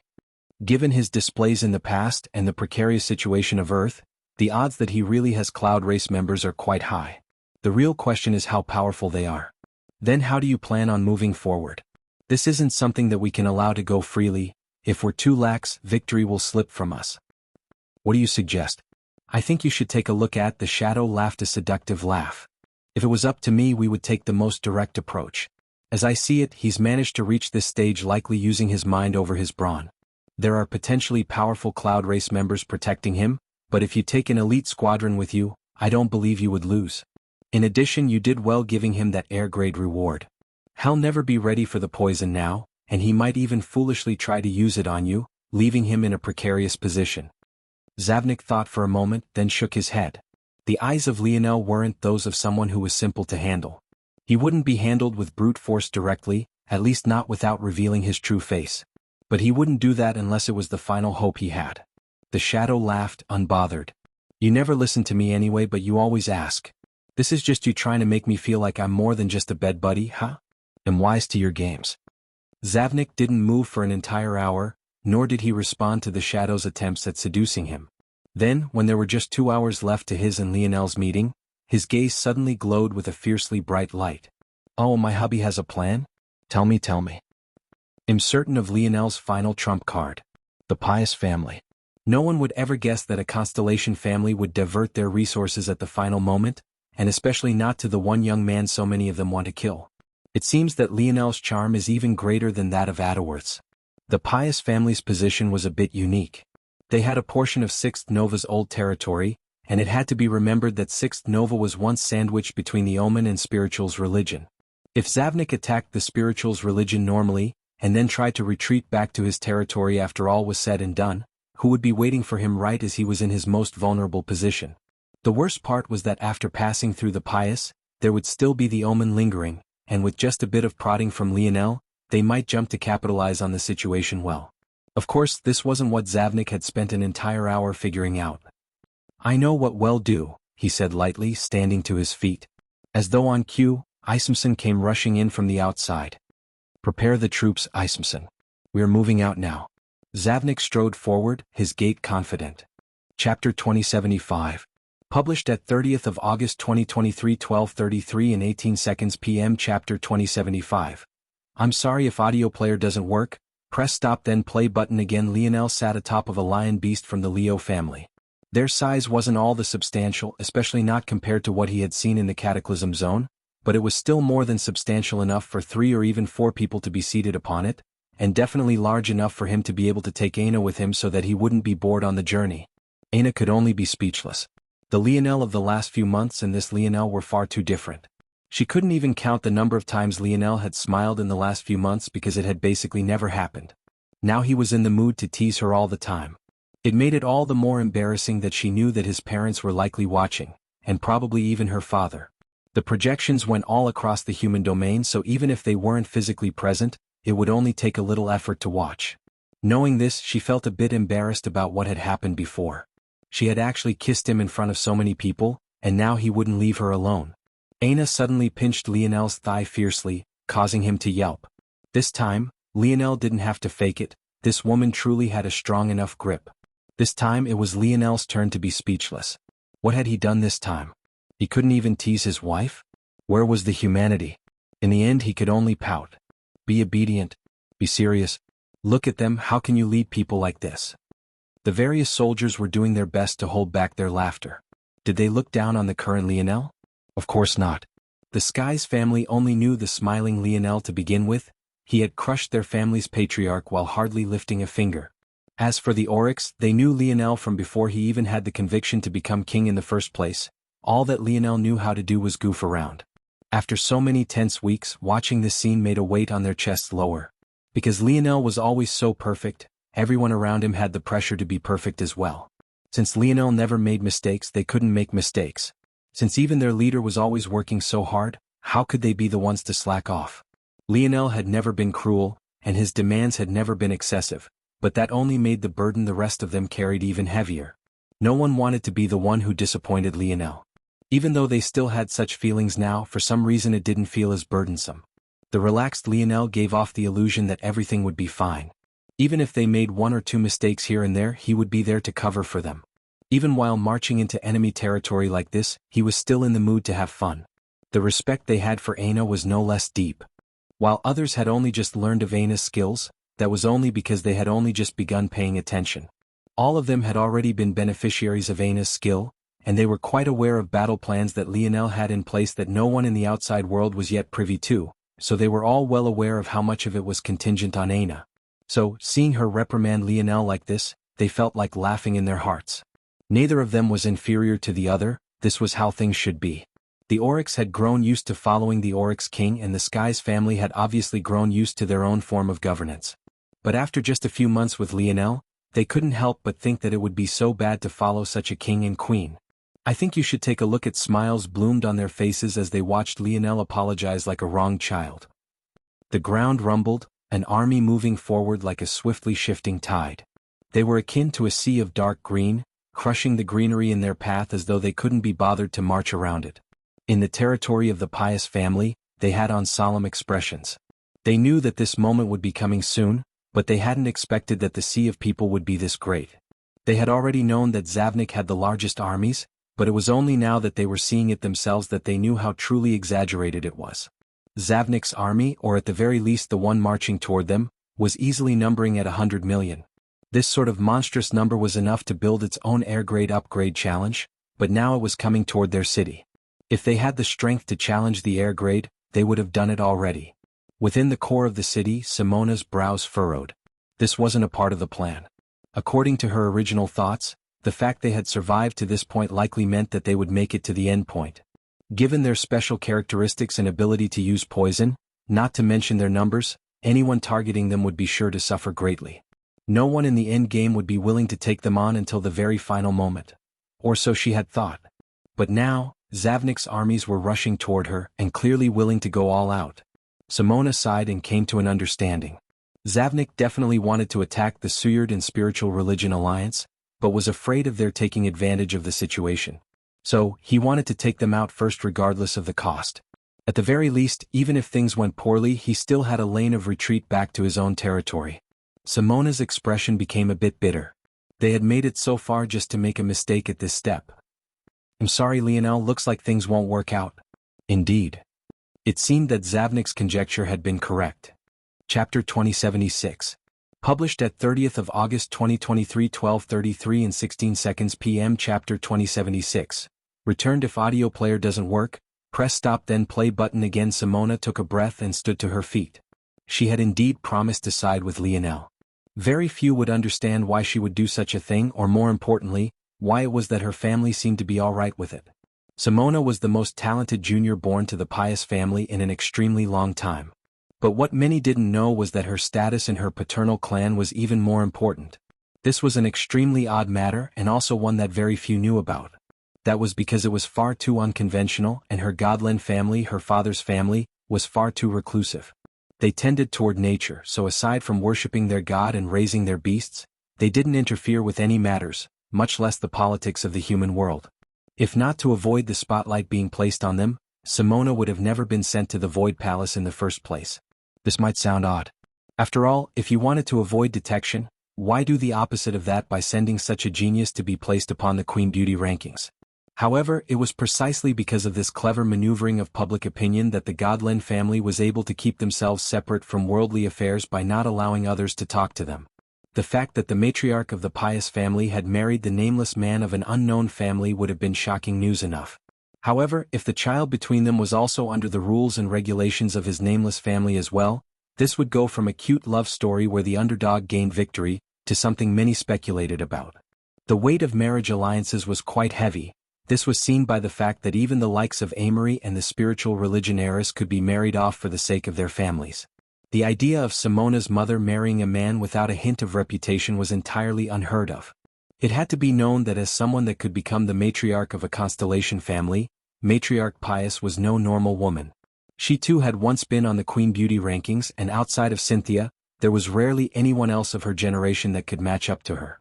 Due to all of this, after Simona was born, in order to avoid the speculation of the public, her outward face was that of a genius of the pious family, with her father's family being of secondary concern. In fact, even her last name wasn't Godlen but rather Pious. It painted the image that Simona's mother had managed to pick her love, but in order to compromise with her family, her daughter's future, along with any other children she might have, were under the control of the pious family. But the reality was very far from this. In fact, it might be more accurate to say that the pious family was quite subordinate to the Godlen family, and her parents had not a single ounce of strain between the two of them. When she visited the Godlen family, she was even referred to as Mistress Godlen. There was definitely no fear on the Godlen family's part about offending the pious family. I think you should take a look at. So why was all of this important? It all went back to Simona's little purple puppy. As a member of the Godlen and pious family, she was actually born with 2 lineage factors, not one. This was exceptionally rare, as one understood. The Morales family had billions of novas in this generation, but only 7 had been born with 2 lineage factors. The Suyard family was likewise in this situation, but there were only 4 in their current generation, and one of them was Amory. However, this wasn't the important part. What was important wasn't Simona's raw talent, but rather what kind of talent it was. The Godlen's lineage factor was known as the natural beast lineage factor. When a woman gave birth to a seed of the Godlen family, she would actually give birth to 2 things. The first was their child, and the second was known as the natural beast core, an existence that looked very much like an egg. Setting aside the oddity of a human woman birthing an egg, this egg could be considered to be the most important existence to the life of a Godlen family child. That was because one's talent was split between themselves and this creature, and this creature was also the outlet through which all of the Godlen's family strength was produced. One could see through the talent of a child easily by testing this egg. However, for Simona this hadn't even been necessary. That was because the instant she and her beast companion were born, the phenomena that was triggered was the likes of which the Godlen family had never seen. And if the Godlen family had been aware, the only phenomena that could have possibly matched up was Lionel's own and the birth of his Scarlet Star Force innate node. That was the level Simona was at. Unfortunately, the more talented you were as a Godlen family member, the more time it took for your beast companion to grow. And while your beast companion had yet to mature, not only could you not use the Godlen's family strength, but your improvement speed was only a fraction of what it could be because more than 90% would be diverted to your companion. The moment she was born, Simona was already slated to be the next leader of the Godlen family. In fact, she matched up with the prophecy of their ancient teachings. With her appearance, the Godlen family would finally be allowed to come out of seclusion, establishing their might and saving the human domain from their calamity. However, due to the schemes of Zavnik and Rosen, Simona had been separated from her beast companion during the teleportation to the Rapak's nest. This had cut off all her potential and crumbled the hope of the Godlen family. Until Lionel suddenly returned it. Chapter 2077? Published at 30th of August 2023 12:33 and 15 seconds p.m. Chapter 2077. Small world. If audio player doesn't work, press stop then play button again. When Simona lost her puppy, it was akin to her losing almost 90% of her talent and cutting off the future hope of the Godlen family. No matter how great their conviction, how could a population of people be willing to stay in seclusion forever? At the same time, how could Simona be willing to never reach her full potential? There was simply no replacement for her beast companion. It had quite literally been born with her. It was like an extension of her limb. This is why she had shed tears when Lionel returned it.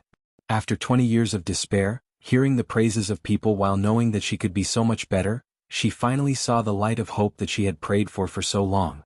What she was even more thankful for was Lionel's restraint. That puppy wasn't just a benign little creature, it was also an endless bundle of energy. It had carried over 90% of her energy until this moment. Every time she took one step forward, it would take almost 10. On top of this, it was the purest form of absorbable force as well. There was a reason that the Godlen family had been forced into seclusion long ago, a story that had been wiped from the annals of human domain history. Their beast companions were just extensions of their lineage factors and were more valuable than even pure force crystals. Their beast companions could quite literally be used as resource wells. To put this matter into proper perspective, the immature beast companion of back then, the very one Simona had lost, could be used to produce dozens of conventional Path 7th dimensional existences. It could even be used at a crucial point to push one to the 8th dimension of the conventional path, something that was extraordinarily rare. She didn't believe that Lionel could sense this, but she also wasn't surprised. Lionel was a man who had turned down the Shadow Sovereign lineage factor because he could stand to kill an unborn Rapax. Many would see such Rapax as nothing more than enemies of another race, unable to humanize them in any way because they simply looked too foreign. But not him. Simona didn't know Lionel very intimately, but she knew enough about him to be willing to follow him wholeheartedly. It was just a shame that at the final moment she wasn't able to be as useful as she had initially hoped to be. Growling, a little puppy growled by Simona's feet, causing her furrowed brows to unwrinkle into the hint of a smile. By now, the little puppy had finally begun to show some signs of growth and was about 20% larger than Lionel remembered. Although she had lost 20 years because she was so much more powerful now, Simona could help the little one to grow a lot faster. Before, it had taken over 20 years for it to reach the stage of being able to walk around on its own. But now, after only just a year or so of having returned to her size, it had grown by 20%. At this pace, it would reach maturity in just another decade or so. Given the fact the more talented she was, the more time it would take, this speed was actually exceptional. Originally, her companion wouldn't have reached maturity until she became an ancestor-level character, and even then it wasn't entirely certain. It seemed that being forced to find a path without this little guy for so long had definitely helped her in many ways. Come on, little guy. Although we aren't allowed to display too much of our strength, I don't believe that we can't make a dent in this army. The little puppy barked with a menacing glare in its eyes, but Simona only laughed more heartily.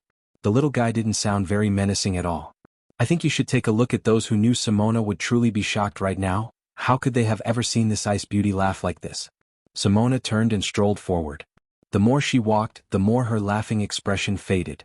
By the time she walked out from the hall, her expression was icy, her purple hair dancing in the wind. Young Mississippi, a powerful voice came from the side. A young man standing atop a black line with flickering black flames for a mane appeared. The beast seemed to be both illusory and corporeal. Despite the fact the rumbling of the ground had already reached this point and the buildings were quaking, whether it was the beast or the young man, both were entirely indifferent. With the current state of things, we will lose, the young man said indifferently. They were limited in the strength they were allowed to display. In this regard, they were a lot like the Umber family.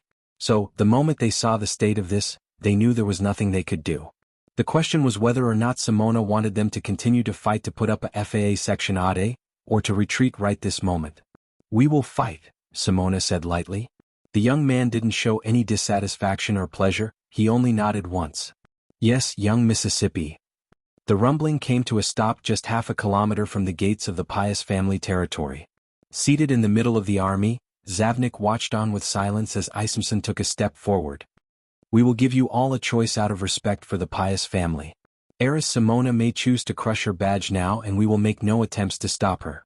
If you refuse we will attack with full force." Isomson had hardly finished when the thunderous roar of countless beasts echoed. Simona's gaze flickered as another army came into view from the distance. Seated in the middle of his army, Zavnik's gaze couldn't help but narrow. It couldn't be? At that moment, Lionel rode over from the distance with his arms still wrapped around Aina's waist. He didn't seem to be taking this very seriously at all. "Ah, Third Nova," Lionel said with surprise.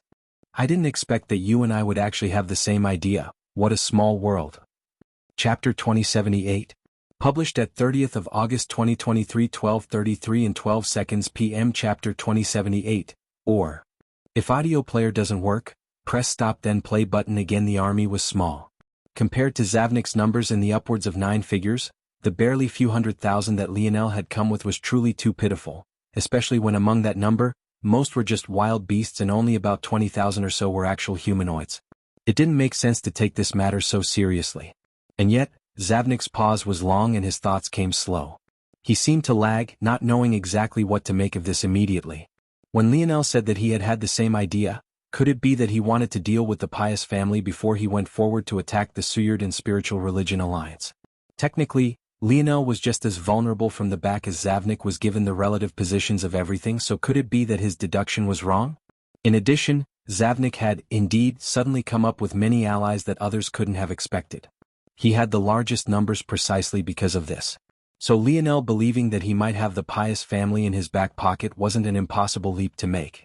As for Zavnik himself, the reason he had concluded that Lionel must have the Pius family by his side was because of those matters that happened over a year ago. Back then, Lionel hadn't done much to hide the fact that he returned Simona's beast companion. In addition, Simona had very publicly stated that her paternal family would be willing to help Lionel out. Back then it was still a taboo for the Constellation families to take part in the air wars, so it wasn't a matter that many thought about, especially since the Godlen family was relatively unknown.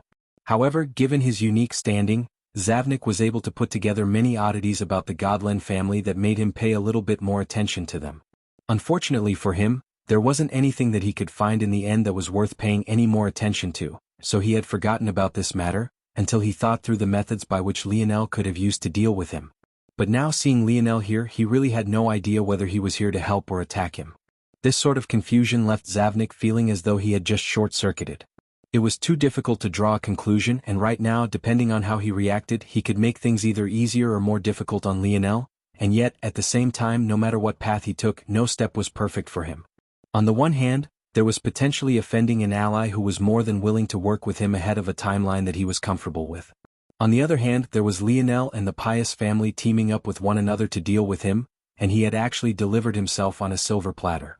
Looking at Lionel's smiling face, he actually couldn't tell which one it was, and it was actually beginning to agitate him. He had always had everything in the palm of his hands. He was easily forgotten as the Third Nova, it could even be called middle child syndrome if he wanted to be dramatic about it, but this had also allowed him to fly under the radar while setting up everything exactly like he wanted it. He had even played with the governing structure of the Void Palace as a mere sixth-dimensional existence, but right now he actually didn't know what to do. Lionel's expression gave nothing away, and the few seconds that were ticking by truly felt like an eternity. The more he tried to find an answer, the further it slipped away from him. It felt like everyone was observing him, waiting to see how he would react. Zavnik's confusion was just the same as everyone else. This was the largest conflict currently taking place in the air wars, so the number paying attention to this location was over 90%. But they couldn't make heads or tails of it either. Suddenly Zavnik began to laugh. He shook his head. "I think you should take a look at, indeed it's a funny matter," Zavnik responded to Lionel's words finally. "As they say, great minds think alike. But I'm beginning to feel that your mind and mine aren't exactly the same at all. It seems that we've been quite on guard against one another, so what will you do, Lionel?" Lionel grinned. "Well, that depends. If I help you out, will you kill me like you did your subordinates once you're finished with me? Zavnik's smile didn't fade, but the downcast over his gaze only grew. I'm not sure what you mean, littlest Nova. You don't? You really might not, but that's because I forgot to explain something during our first meeting.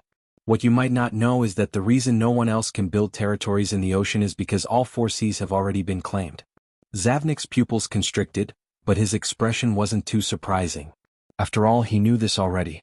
Everyone was dealing with the very same situation and they were all wary of one another, wondering which 4 powers had actually managed such a thing.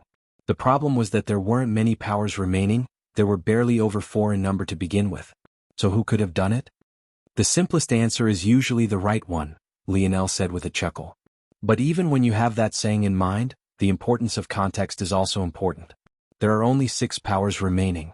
Myself, yourself, the Omen family, the Pious family, the Suyard family and the Spirituals religion. However, 2 of those powers are in an alliance and so there's only 5 powers remaining, technically. And you yourself are certain that you don't own a sea, so that means what, exactly? Zavnik suddenly shuddered. It was either all 4 powers remaining aside from himself had claimed a sea or, Lionel grinned. They were all claimed by a single person. You tell me which is the simplest answer. Chapter 2079. Published at 30th of August 2023 12:33 and 11 seconds p.m. Chapter 2079. Refute? If audio player doesn't work, press stop then play button again. Zavnik felt as though his mind was collapsing. Looking at Lionel's charming smile, his heart was threatening to beat out of his chest. It was, indeed, the simplest answer, it was just one that he wasn't willing to accept. He had the largest number of people, and he had even been the closest to claiming a sea aside from Lionel before Orinik and the others had been booted out by Lionel's success. What made more sense? That everyone but the one with the largest number of followers had managed to succeed in such a difficult endeavor, or that just one person with a perfect system had managed to do the impossible and claim the entire ocean for him. When it was laid out like this, the answer was all too obvious and it wasn't even one that Zavnik could refute. It was then that the realization hit him like a ton of bricks. How had they managed to make it to this point in the conversation? Wasn't it because Lionel was accusing him of killing his subordinates? Of course he had done so, but how could Lionel have any proof of that? But then he remembered, he had sent Isomson to the ocean. Back then it had just been the obvious choice. The continent had already been cleared of its resources by the rapaciousness of the heirs. The only resources that remained were within the ocean. If he wanted to send a team out on a pretense, the only location he could use was the ocean. But the entire ocean was Lionel's territory. Everything that happened within it, every person who stepped foot within its borders, especially if it was a number as large as within the thousands, would be known by him. You. Zavnik wanted to speak, but Lionel had already flipped a palm, throwing an orb into the air. At that moment, the images began to speed by one after another. Basically no one had paid attention to Zavnik sending out his subordinates on a mission to clear dungeons. The fascination with dungeons had long since waned, and the public was far more excited about the coming alliance war between the Morales and the Suyard. Zavnik knew this and had taken advantage of the situation. Although he had spoken Isomson's orders aloud, the reality was that only Isomson himself and the shadow beneath his feet had heard it. He had long since come up with a system to hide his actions perfectly, but it seemed that none of this mattered at the moment. He couldn't even stop Lionel, he could only watch as the actions of Isomson were broadcasted. The slaughter of his subordinates was right before everyone and no small number of individuals felt their hearts grow cold. Others might not know, but those within Zavnik's army knew all too well. Isomson was Zavnik's right-hand man. Many of the orders they received came from him directly. Even those that weren't familiar with Zavnik's chain of command had watched enough battles to know this. And those that were a little too foolish to pick up on this earlier had quite literally just seen Isomson step forward to give Simona an ultimatum. It was like every step Zavnik took just chained him down further, suffocating him until the point his vision could only go black. He was certain that Lionel had even waited to appear until after Isomson had spoken just so that the connection could be made even easier. He didn't even pause the video, he didn't speed it up, he forced them all to watch as Isomson trapped and killed over 10,000 of Zavnik's subordinates, one after another without pause. Maybe the most eerie part was that Lionel's smile never faded even a single time. His arm remained wrapped around Aina's waist, enjoying her supple skin as though he was still on vacation rather right in the middle of a battlefield. I think you should take a look at suddenly the video came to an end and silence fell. Oh, it's over, Lionel said lightly, putting the orb away. Zavnik sat in silence. His expression had long since become placid, but a brewing rage was within his heart despite not showing up in the slightest. "You put on a nice show for us all," Zavnik said softly. Lionel smiled.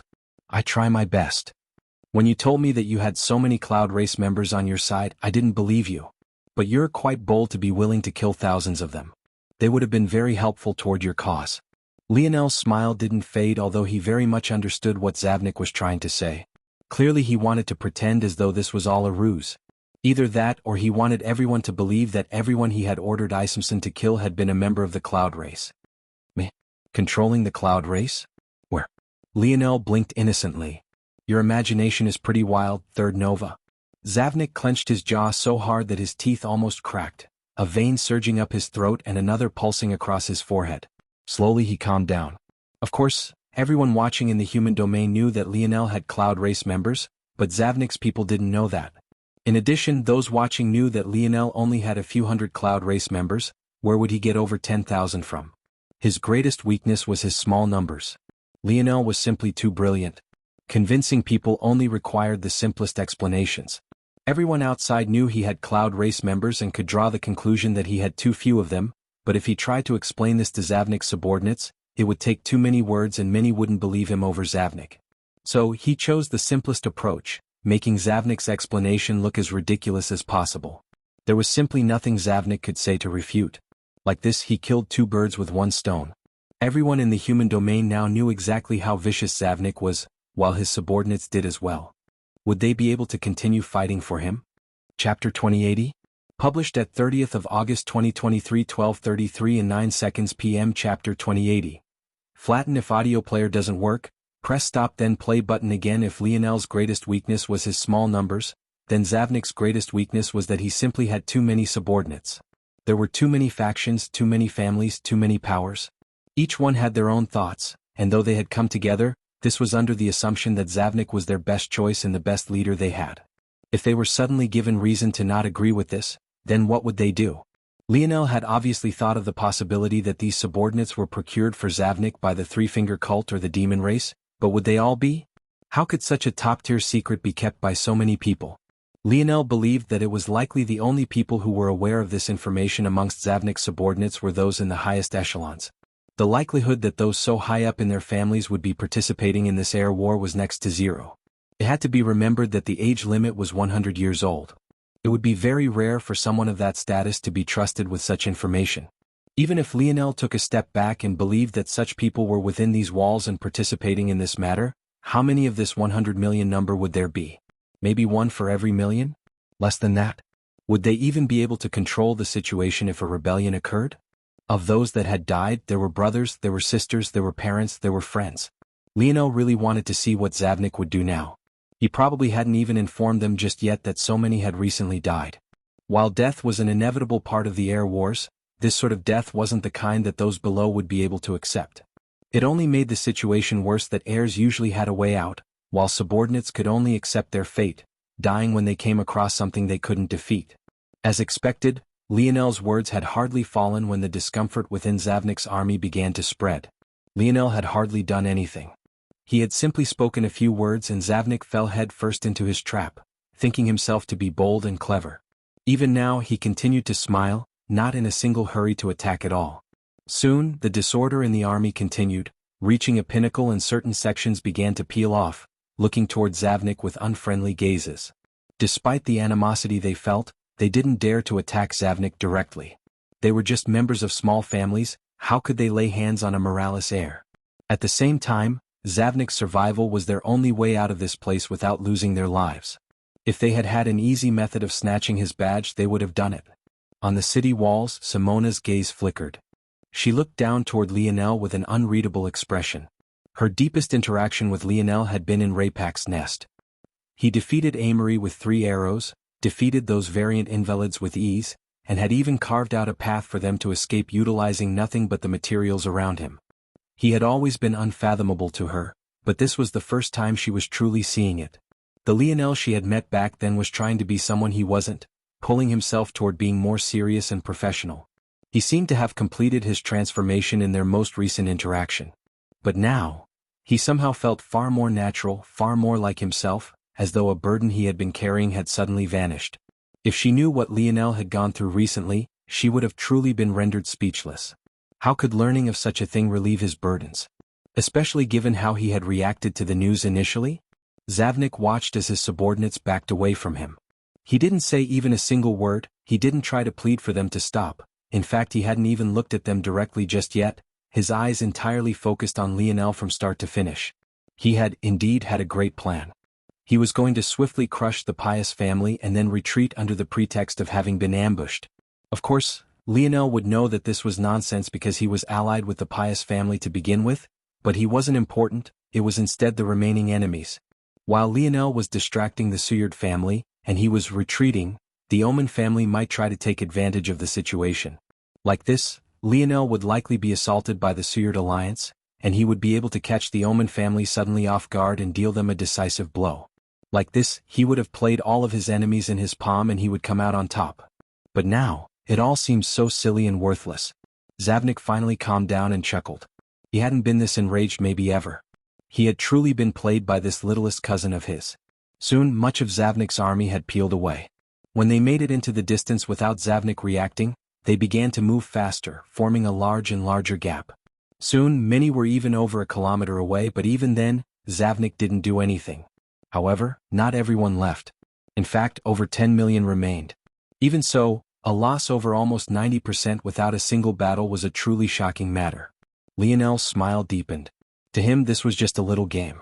In the overall scheme, those 90 million Zavnik had just lost were nothing more than cannon fodder, these 10 million remaining, each one with stone faces and gazes that didn't seem to perceive anything around them at all. These 10 million were the true danger. You've really succeeded in pissing me off, littlest Nova, Zavnik said lightly, his smile returning. Let's decide which of us will be the final Morales right here and now. Oh, that's unfortunate, Lionel pouted. I thought we were really hitting it off. What happened to our alliance? Aina and Simona bit their lips, seemingly trying to hold back their laughter. This Lionel was truly too good at pissing people off. Isomson slowly unsheathed his saber, his expression as dark as night. Zavnik didn't answer Lionel directly, instead waving a hand and pointing. Flatten the city. Chapter 2081. Published at 30th of August 2023, 12:33 and 7 seconds p.m. Chapter 2081. Bulldoze. If audio player doesn't work, press stop then play button again. Lionel's smile didn't fade as he finally released Aina's waist. He slipped off the back of the lion beast and his figure flickered. With a speed that was difficult to spot, he appeared atop the walls. He wore a calm expression as the 10 million troops below rumbled into motion. His actions didn't seem to make much sense. Down below, his own army, which was only a fraction of the size, was in a precarious situation, and there very clearly wasn't any time to open the city gates without also risking the entry of Zavnik's army as well. It looked as though Lionel's people would be crushed first, before Simona's people followed soon afterward. This was clear to everyone except for Lionel himself, apparently. Just then the lion beasts roared, leaping forward. Their numbers were large, numbered upward of 200,000. However, compared to a sea of 10 million, it really seemed as though it would be worth much. Until, suddenly, collars around their neck began to glow one after another. Their manes flourished and grew a striking shade of gold, until that light suddenly peeled away, forming a circular disc of golden light. This circular disc moved before the heads of the charging lion beasts, snapping into place as they connected with one another one by one. Suddenly, the charging sea of lion beasts formed a golden shield that spanned hundreds of meters, blocking the path forward for the army of 10 million rushing for them. Lionel hadn't used the lion beasts until now, but that wasn't because he had forgotten about them. They were simply not very useful in the ocean waters. Although it wasn't like they were helpless in the water, the trade-off wasn't worth it, especially if that meant that he had to reveal another trump card.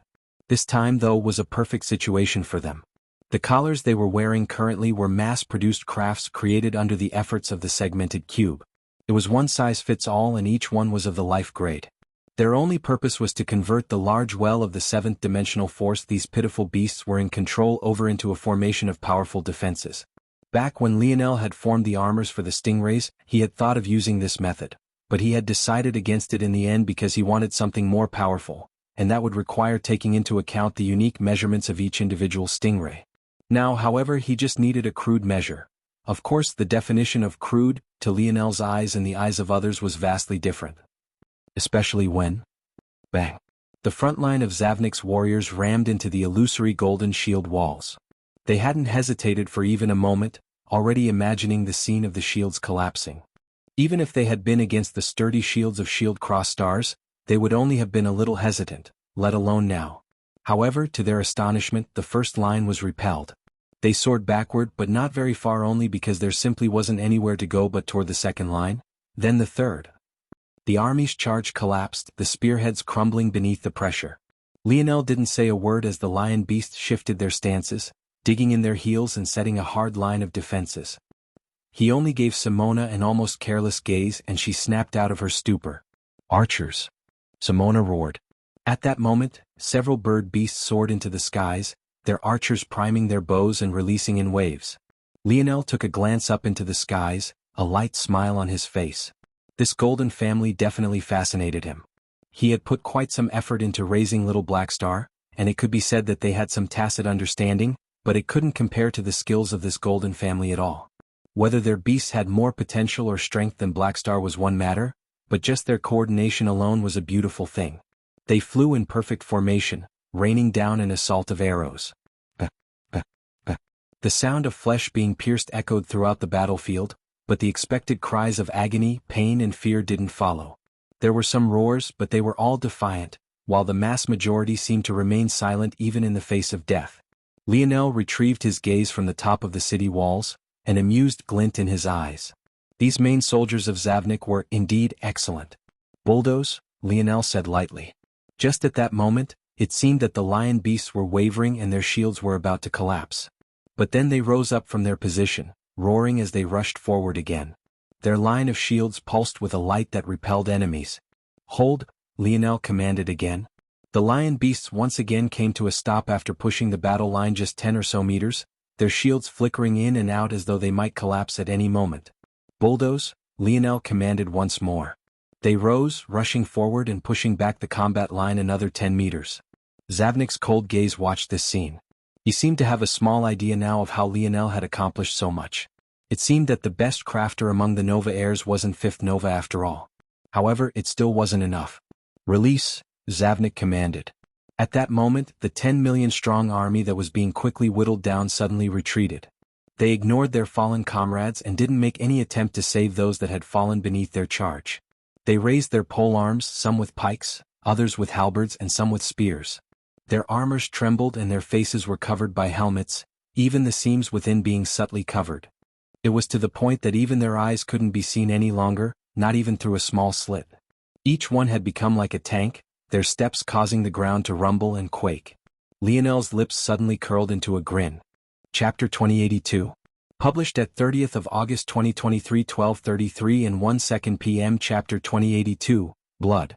If audio player doesn't work, press stop then play button again. Lionel seemed to see the next step before it even happened. A dense gas was released across the battlefield. The wind billowed and spread it wildly, but even so, the density was so great that it continued to sink, moving forward like a grotesque algae throughout the battlefield. The moment the gas touched the shields, they began to sizzle. The force upon them was being suffocated. Every attempt at recovering was crushed and the shields began to crack, and very soon some of the gas began to roll up and over the shields, descending down toward the dogs below. There was no doubt. This was chemical warfare, and chemical warfare on such a large scale at that. Even in the dimensional verse, the matters of chemical and biological warfare were very much looked down upon. It could cause far too much devastation. If it wasn't for the fact that the Pious family had such a deep and rich history, they may very well have been taken out by other families for nothing other than what their affinities were. This was an interesting matter actually, because it may very well have been tied to how the Pious family became acquainted with the Godland family in the first place. This aside, the fact that Zavnik had chosen to do such a thing meant that there most definitely wasn't any coming back. He had fallen deep within Lionel's schemes already, and though he hadn't lost his head to rage, he knew that there was little he could do to reclaim his prestige currently. What mattered most was for him to secure his victory. Everything after that mattered very little.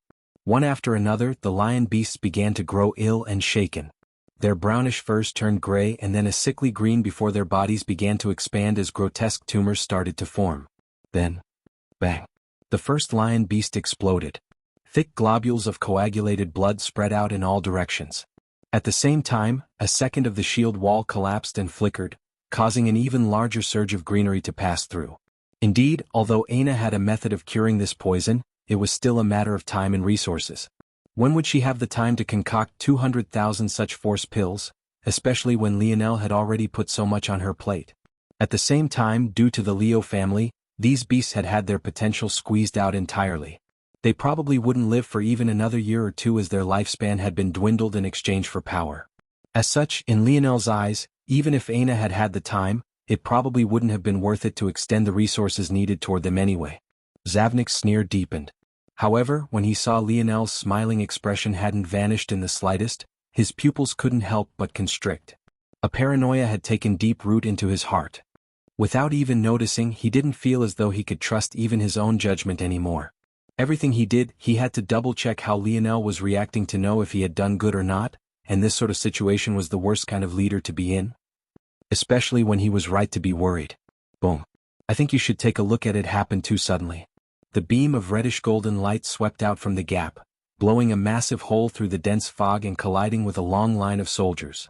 They didn't even have the time to react before they were blown to pieces, and before those that had survived could even register what had happened, a second explosion took place and then a third. Each time it happened, tens of wars would fall, and the pace of the explosions only seemed to be increasing. Zavnik's eyes widened as he suddenly realized what had happened. Just now, it wasn't that the shield had shattered, it had disappeared. What Zavnik hadn't known was that Lionel had never expected for these lion beasts to survive a very long time. In fact, he hadn't expected much from them at all except their death. Lionel took quite some inspiration from Aina. Back before she gained the Blood Sovereign tablet, Aina's method of using her talent was to absorb blood force to increase her strength. Life force was the energy while the blood force was the carrier. Throughout a person's life, in order to sustain their breath, blood force would use a small amount of life force at a time. Aina was able to ignore that limiter, ripping a person's entire life's worth of blood force out for immediate use. One could imagine what years of energy expended all at once could do for a person's strength. Even if it was just 1 or 2 years. Lionel had set a function in the collars those lion beasts wore to trigger upon their death. Once the poison was sensed, all of their remaining blood force would fuse with the large amount of neutral force that had formed their shields in the first place. Once they came together, they would explode out in a beam. The process was so fast and devastating that even the poison fog that could easily corrode force didn't react fast enough to stop it. Now, every single time one of those beasts fell, it was as though they were taking down dozens within them. Zavnik was watching his army fall in real time, his eyes nearly bulging from their sockets. He could accept the loss of the other 90 million, but this 10 million were his core, the foundation of his strength. It had taken a great deal of effort to raise them up. Retreat! Zavnik roared. He couldn't stop himself anymore. He leapt up with such ferocity that the wooden carriage beneath him exploded into countless pieces. He pulled out a spear and shot into the skies, rushing toward Lionel like a madman. He had to stop this, he couldn't continue to be played like this. He wanted blood. Chapter 2083. Published at 30th of August 2023 12:32 and 59 seconds p.m. Chapter 2083. Much more interesting if audio player doesn't work, press stop then play button again. Whoa whoa whoa, Lionel raised up his hands. Why all of this animosity? Suddenly, Lionel's hands shifted and he pointed his 2 forefingers up to the sky as he shook his head. He looked as though he was reprimanding Zavnik for being too reckless. What was this? He was still the leader. How was it helpful for him to get so hot-headed? Rumble. Zavnik only now seemed to realize that there was a storm brewing in the skies. The gloominess of the earlier atmosphere made it easy to ignore, plus it hadn't mattered to him much if it rained or not. What difference did it make? But once again, seeing Lionel's smiling expression, he began to rethink his whole life. He double-thought and triple-thought through things, his self-doubt creeping up from all corners.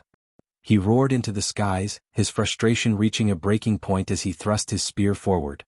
He seemed to cleave the skies in two, a truly devastating attack that almost threatened to disperse the coming storm above. He didn't seem to care about anything anymore. If he couldn't guess what Lionel would do next, he would just crush it with brute strength. What good were schemes in the face of absolute strength? Unfortunately, in his rage he seemed to have forgotten that Lionel had the spear domain ring. And even if he hadn't, what good was a spear in the face of a true spear sovereign? The powerful attack that caused the sky and earth below to split suddenly dissipated when he entered the range of Lionel's absolute domain. It no longer even had to touch him, collapsing tens of meters away. Lionel clicked his tongue. I tried to warn you. You dash. Bang. Tens of streaks of lightning descended from the skies all at once, bombarding into Zavnik before he could even realize what was happening.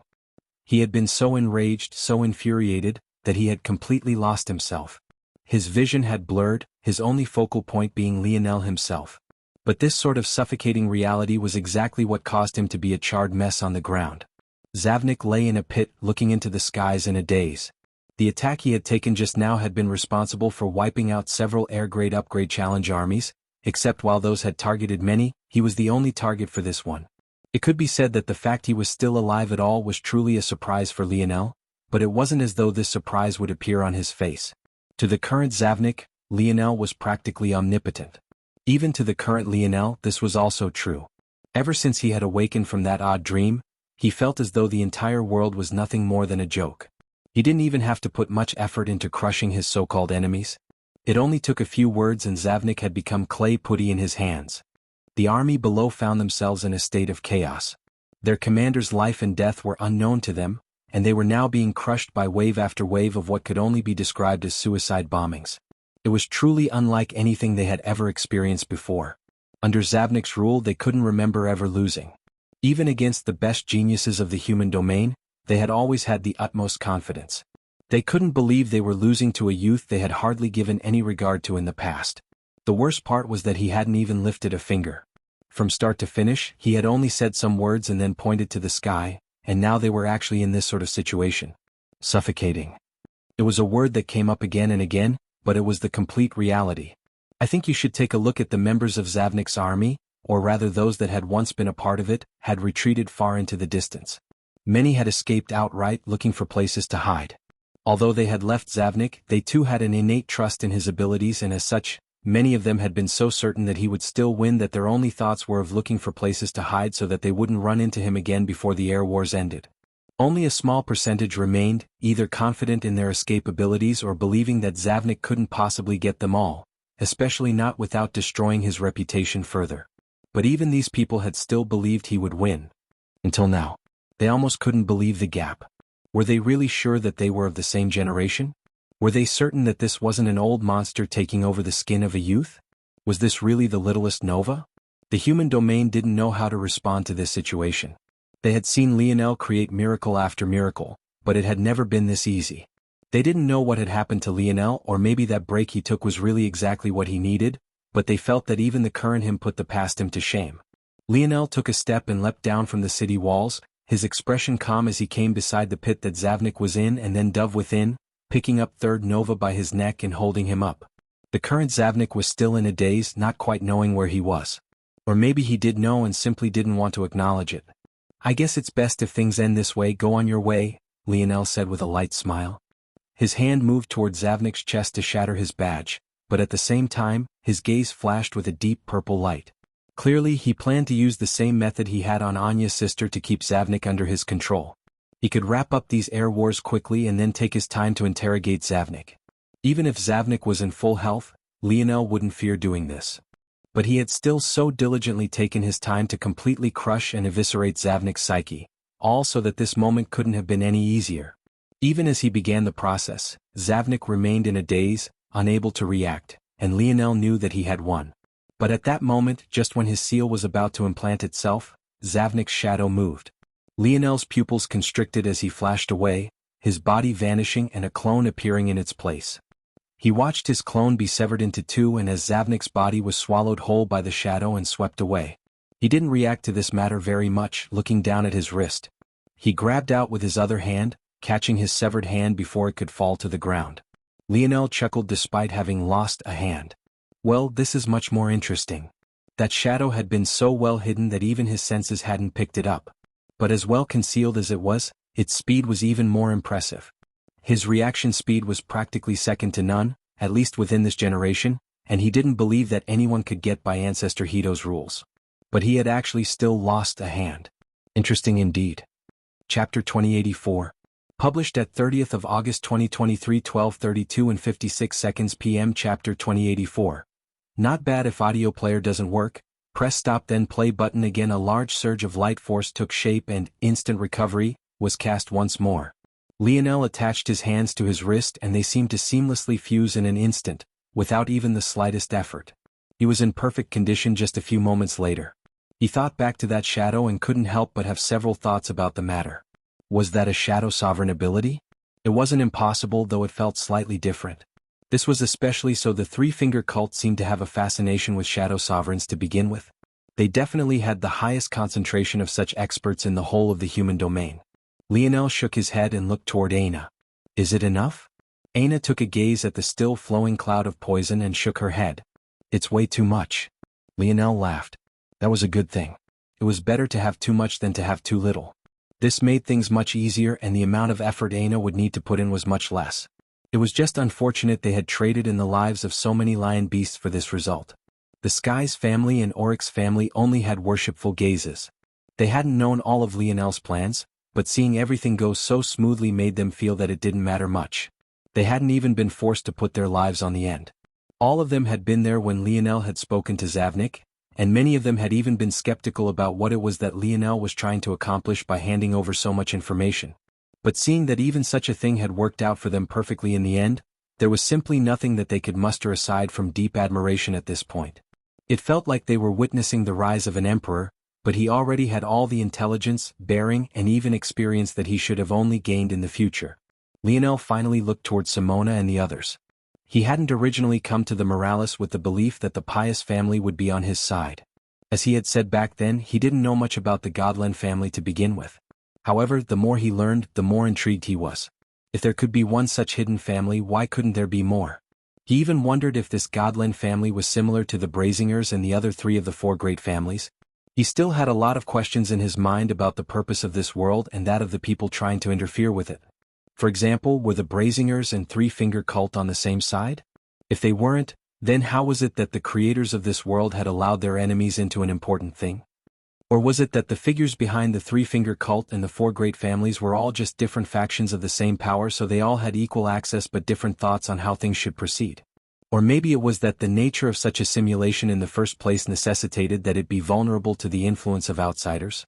He truly did have too many questions and not enough answers. He even had half a mind to start interrogating Anya's sister, but he honestly very much doubted that she would have many answers.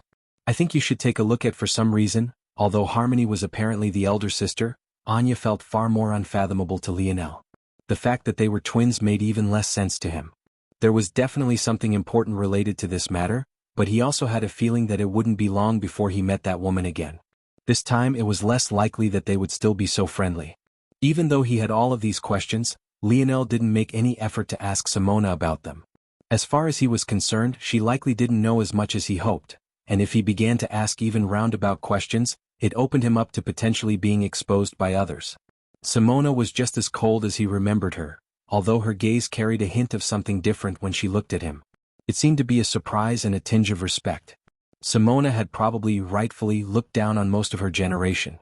She was seen as on par with them despite having the vast majority of her talent sealed, so she never really took any of them seriously.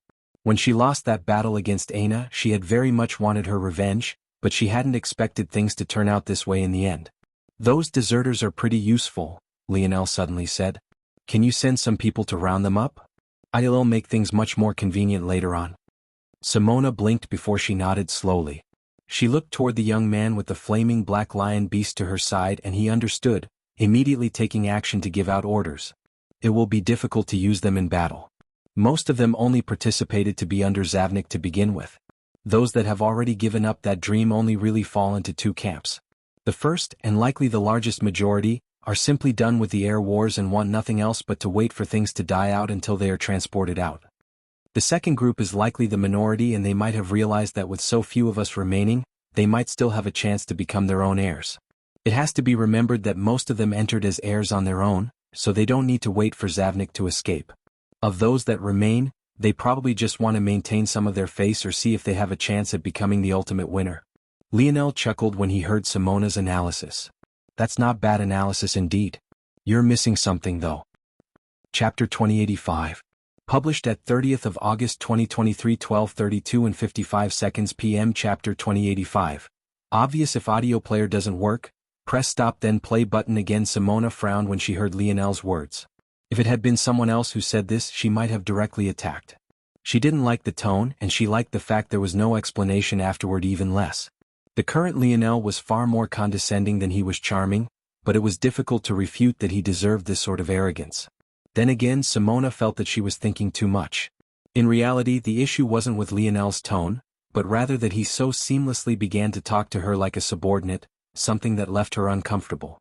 She had, indeed, agreed to help Lionel in order to return a favor, but she hadn't subordinated herself to him. These two things couldn't be equated. Lionel had just spoken like she was any of his other followers. He hadn't been disrespectful, but the implication had irritated her. Simona took a breath and shook her head. Indeed, in this situation she was meant to be a subordinate even if she didn't like it. She wasn't here to fight for her own heirship, but rather that of Lionel's. She had followed all of his plans up until here, and it could be said that without his guidance she would have been taken out like the other Constellation families already. The Godlin family was unable to exhibit their full strength here, so left to her own devices she would have had to flee already. This was probably what happened due to the odd nature of their partnership. She knew too little about Lionel and was only here to repay a heavy favor. In addition, her pious family cared less about outward prestige, or else her mother would have never married her father to begin with, so she was in a unique position to return this favor. Shaking her head, Simona waved a hand to the young man who had already returned, causing his brows to unfurrow. I was in the wrong to begin with. I questioned his methods when he's clearly already come to a decision. He was already respectful enough, Simona said lightly. The young man didn't say anything to this. Since Simona had spoken, he accepted it. Even if he had felt that she was wrong, he wouldn't have voiced it. That didn't sound very smooth, Aina suddenly said when Lionel returned to her side. This not explaining things habit of yours will get you into trouble. Lionel smiled. It's not too big of a deal. Whether she's on board or not doesn't make much of a difference to me. Lionel could have asked the Oryx or the Skies, or better yet Aina and the others, to round up the 90 million that had escaped, but he hadn't. Instead, he had gone out of his way to ask Simona to do it, and that was to draw a clear line. That look that Simona had given to the young man with the black flaming lion was all Lionel needed to see. If he was going to command people, he needed them to be perfectly in sync with him. Those that thought they could do things better were only a liability and nothing more. I think you should take a look at this was also why during the battle, he had only asked for a minor amount of help from Simona, enough that it wouldn't be too obvious that he was making a statement, but also little enough that it would be obvious to them that he hadn't come on bended knee for their assistance. The peculiarity of their relationship lent itself to this sort of outcome. Lionel was very good at reading the intentions and emotions of others, so it wasn't something that escaped his grasp in the slightest. The hard truth was that from an outside observer's perspective, Lionel had done very little to end up with a lot. No matter how important the little puppy was to Simona, he hadn't even known that when he came across it, and the puppy could have easily been found by anyone else. Of course, there were other matters about that event that made Simona endlessly grateful, like the fact he hadn't sacrificed the puppy at the altar of his speedy progression and increase in strength, but humans were also interesting creatures. It was all too easy for gratitude to turn to complacency and complacency to turn into disdain. If you did too much for someone, they could very easily take your kindness to just be a matter of fact, and regardless of how helpful Lionel had been to restoring her future potential, it was a fact that it was still something that anyone could have done. Human nature could easily ignore the deeds of the extraordinary if it happened too often, let alone when the deed wasn't very extraordinary at all. But at the same time, Lionel's grasp of human nature was extremely profound. He had targeted the problem before it even truly became one. Now, whether Simona would remember that and take it into consideration moving forward, he didn't know. That much would be up to her. But like he said, he didn't really care much either way. If she didn't know what was best for her, or if her godlin or pious family wanted to stand up for her, then in his eyes, the result wouldn't be very much different. It would only mean one extra buried enemy. Nothing more, nothing less. So then what do you actually want to do with them then? Aina looked at Lionel. Clearly, she had no intention of letting him skirt off like Simona had. If not, she had a few strong waist pinches in store. Lionel grinned when he saw the dangerous look in her eye. Well, just think about it. Everyone on this continent knows about Zavnik, and almost none of them know that he's been defeated, at least for the time being. Did you see how uniform and monocolored their army was? Nice and organized if you ask me. Very cool uniforms as well, top class. Third Nova did well. Lionel's grin became wider. Aina's gaze flickered. Although Lionel hadn't answered, the implications were all too obvious. Occasionally missing content, please report errors in time. You're tuning in to the Han Lee's Wuxia Chronicles YouTube channel. We're so grateful for your support, and don't forget to subscribe to join us on this incredible journey through captivating stories. Your generosity through donations truly makes a world of difference, as it's the primary source of revenue that allows me to expand and enhance this channel for you. Thank you from the bottom of my heart for being a part of this adventure.